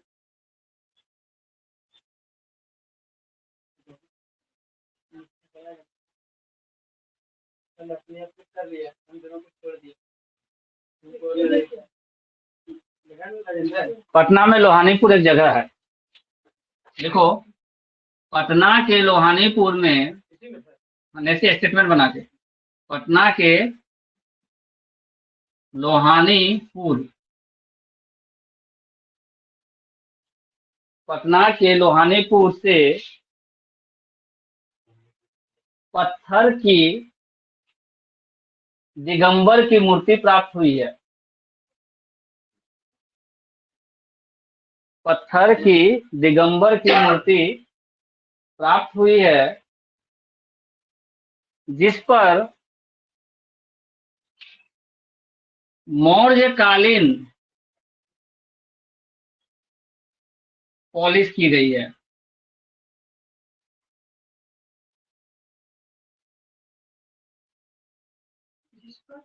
मौर्यकालीन पॉलिश की गई है।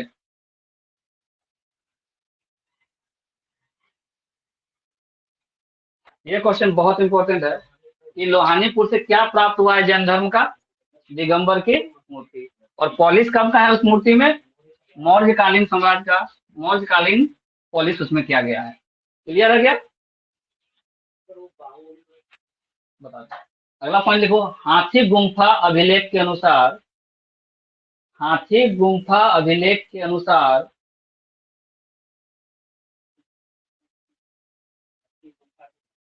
हाथी गुम्फा, ये क्वेश्चन इंपॉर्टेंट है। हाथी गुम्फा किसका अभिलेख? हाथी गुम्फा अभिलेख ब्रैकेट में क्या लिखे? खारवेल। हाँ, हाथी गुम्फा अभिलेख, हाँ खारवेल ब्रैकेट में लिख लो। हाथी गुम्फा अभिलेख के अनुसार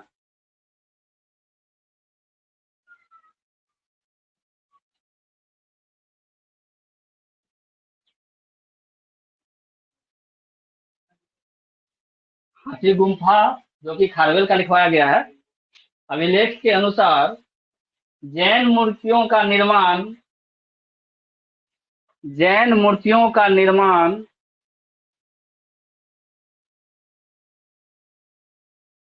नंद काल से माना जाता है। हाँ, एक राजा था नंद, समझ नहीं लिखा हुआ, नंद काल से माना जाता है। धनानंद का नाम सुना है? धनानंद का बाप था पद्मानंद, ठीक है। तो पद्मनंद, तो नंद काल हुआ नंद राजा के समय का, ठीक है। तो नंद काल से मतलब बोला कि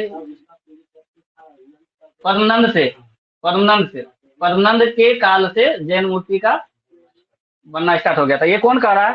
हाथी गुम्फा अभिलेख कह रहा है। लेकिन ऐसा नहीं है, चंद्रगुप्त मौर्य के बाद से एक्चुअल में मूर्ति बनना शुरू हुआ था। परंतु अगला स्टेटमेंट उसी जगह लिखो, परंतु हाँ वहीं पे लिखना है, परंतु मूर्ति निर्माण का इतिहास, परंतु मूर्ति निर्माण का इतिहास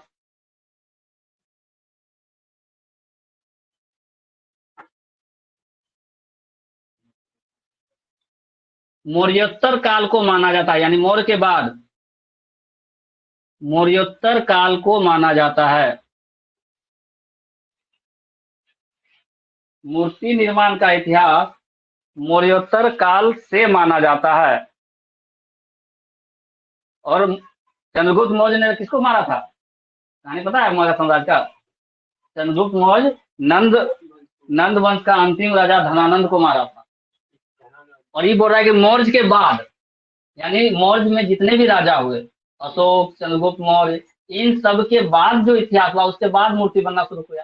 लेकिन हाथी गुम्फा अभिलेख क्या करा कि नहीं, नंदे के समय बनना शुरू हो गया था। तो दोनों में थोड़ा सा मतभेद है। हाँ बोलो।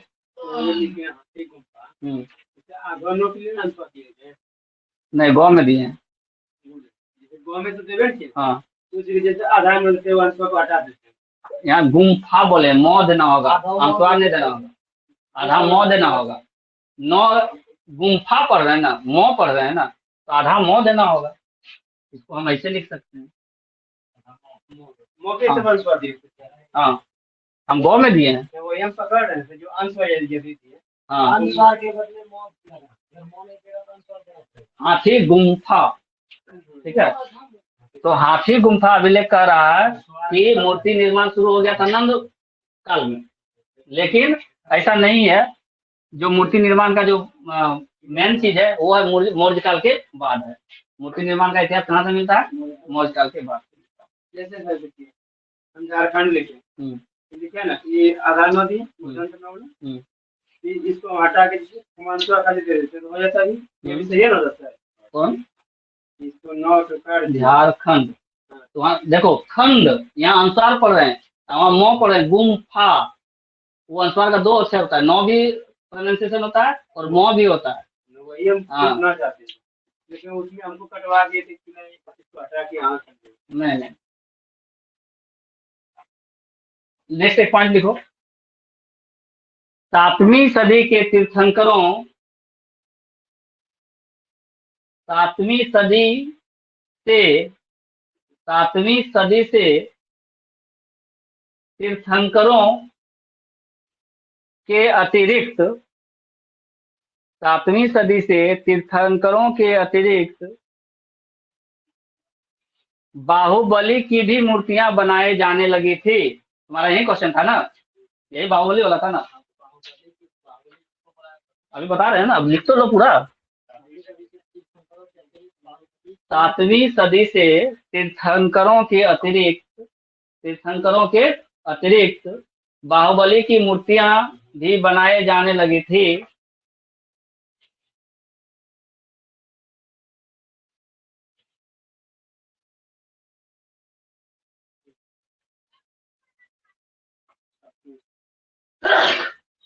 ऐसा माना जाता है कि बाहुबली प्रथम तीर्थंकर कौन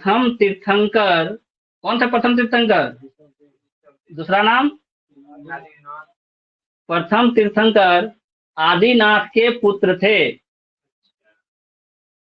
जब तक मेरा चैप्टर खत्म ना हो क्वेश्चन नहीं करना। प्रथम तीर्थंकर आदिनाथ के पुत्र थे। कौन? बाहुबली।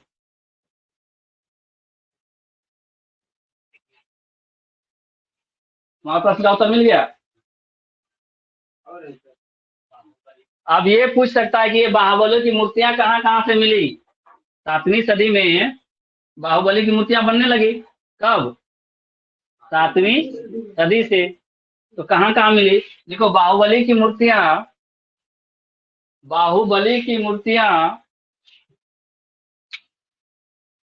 नालंदा,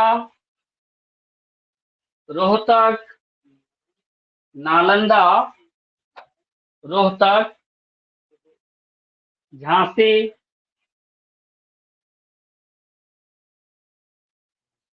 वल्लभी,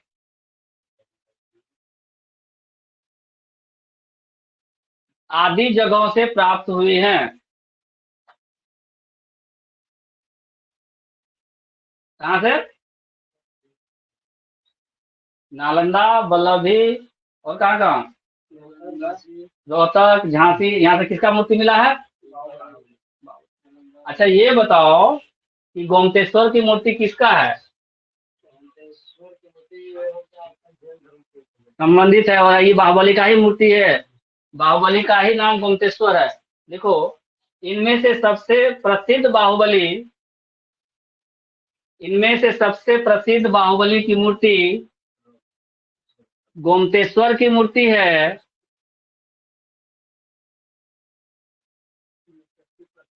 बाहुबली की मूर्ति गोमतेश्वर की मूर्ति है जिसका निर्माण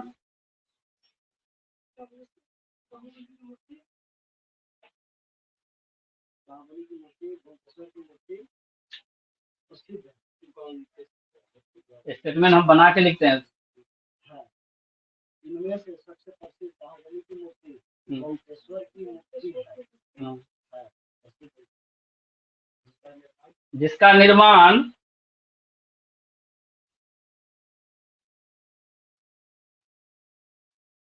चामुंड राय ने करवाया था। चामुंड राय ने करवाया था।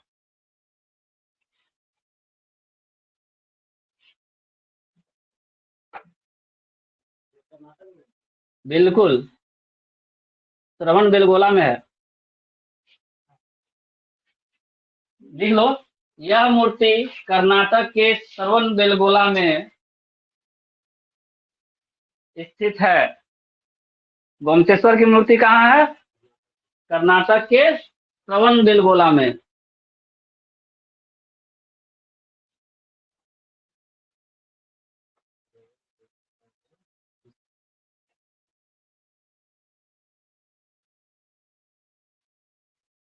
ये क्वेश्चन बार बार आया है और कई बार आया है कि गोमतेश्वर की मूर्ति का निर्माण किसने करवाया।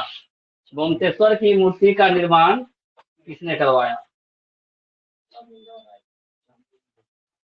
अब इस क्वेश्चन को और थोड़ा सा टफ बना देगा कि गोमतेश्वर की मूर्ति जो श्रवण बेलगोला कर्नाटक में है, इसका निर्माण किस राजा के शासनकाल में हुआ था।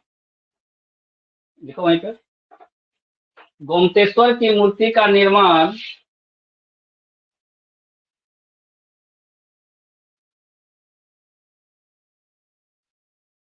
राजा राजमल चतुर्थ,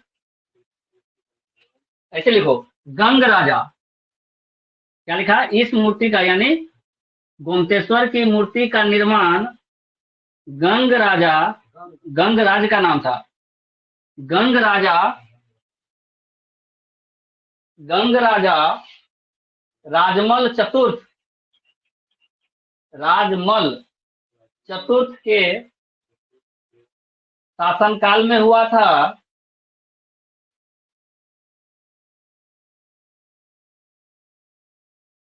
तथा इसके निर्माणकर्ता चामुंड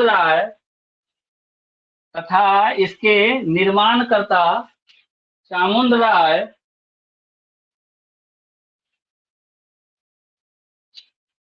इस राजा के प्रधानमंत्री थे। चामुंड राय, यहाँ लिखे बोर्ड में, चामुंड राय इस राजा के प्रधानमंत्री थे।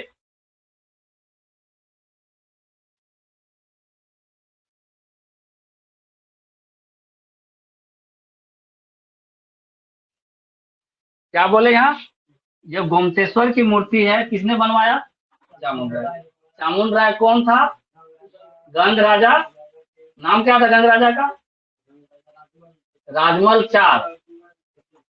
चतुर्थ, मतलब राजमल 4। रोमन लिपि में 4 लिखा रहेगा या हिंदी में लिखेगा तो चतुर्थ लिखेगा।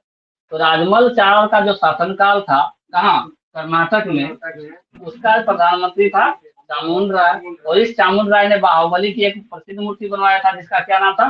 गोमतेश्वर की मूर्ति। कहाँ बनवाया? श्रवण बेलगोला कर्नाटक में बनवाया। थोड़ा सा 1-2 पॉइंट और, ठीक है।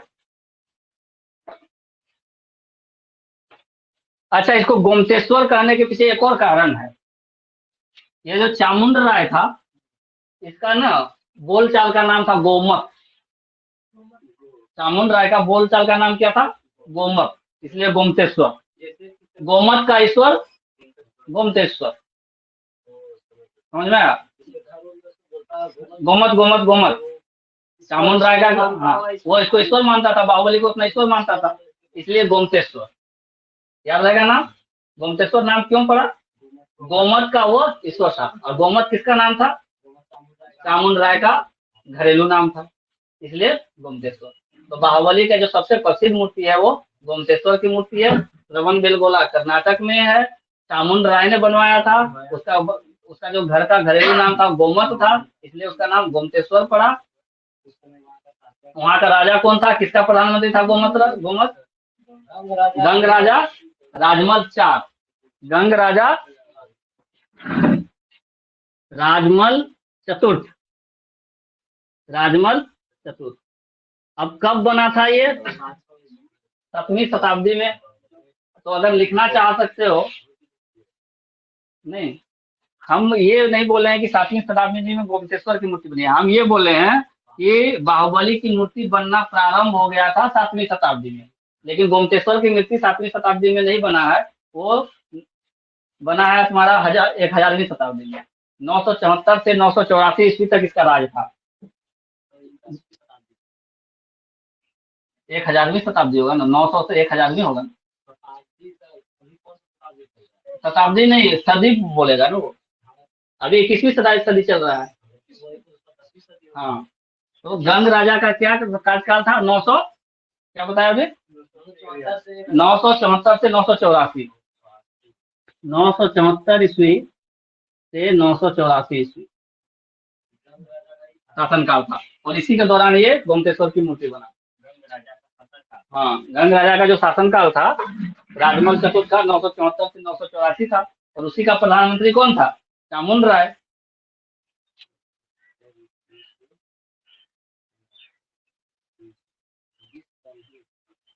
अच्छा, एक क्वेश्चन आता है, ये जो गोमतेश्वर की मूर्ति है, इसको बनने में कितना समय लगा? टोटल 12 वर्ष लगा था इसको बनने में। बनने में गोमतेश्वर की मूर्ति को कितना लगा था? 12 वर्ष। लिख लो, गोमतेश्वर की मूर्ति के निर्माण में कुल 12 वर्ष लगे थे। गोमतेश्वर की मूर्ति के निर्माण में कुल 12 वर्ष लगे थे, तथा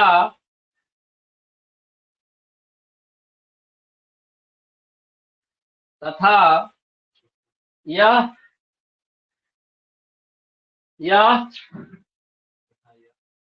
चांग देव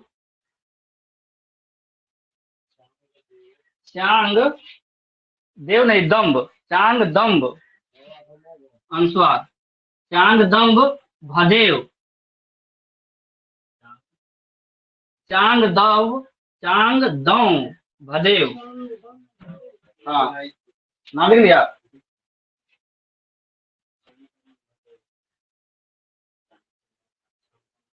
चांग नहीं करो, चाग दम्ब करो, अनुसार यहाँ नहीं दो।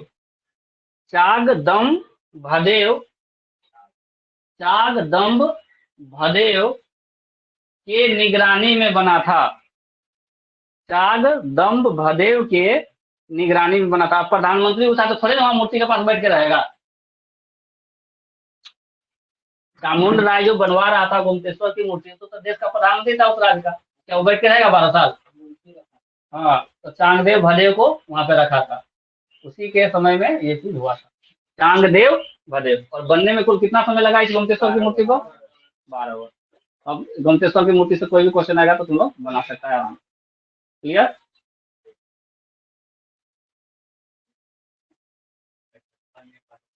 क्यों मारा? कटप्पा ने बाहुबली को क्यों मारा? चलिए ठीक है, तो यहाँ से हो गया जैन धर्म का लगभग सब चीज खत्म। हाँ, ये हो ही गया, एक लाइन खाली लिखाएंगे बस।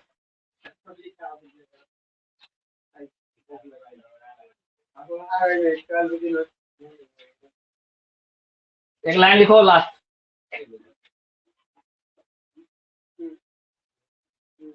नेमिनाथ की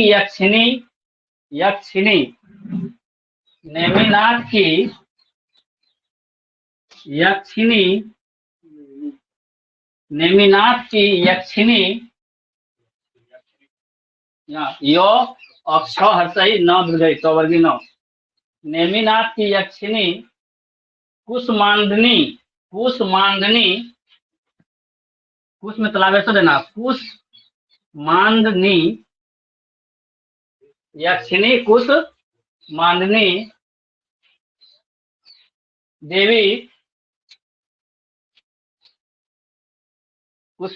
देवी को आज भी श्रवण बेलगोला में शासन की देवी माना जाता है।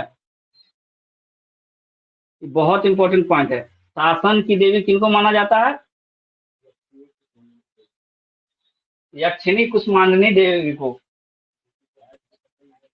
में शासन की देवी माना जाता है। श्रवण बेलगोला में आज भी शासन की देवी कौन है? नेमिनाथ देवी, यक्षिणी कुसमांडनी को माना जाता है।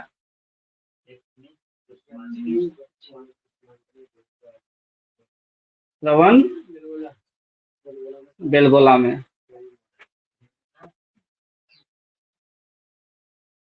श्रवण बेलगोला में आज भी शासन की देवी कौन है? यक्षिणी कुष्मांडनी। ठीक है, और इसके साथ ही जैन धर्म का सब क्वेश्चन बन जाना चाहिए, छूटना नहीं चाहिए। कल बौद्ध धर्म करेंगे, नहीं एक लाइन से चलते हैं सब। कैसे? पहले महावीर का जन्म कि पहले गौतम बुद्ध का जन्म?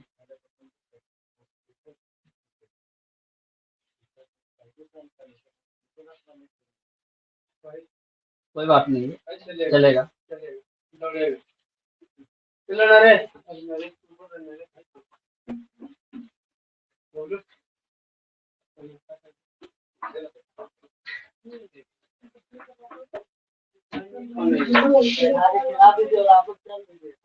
चलो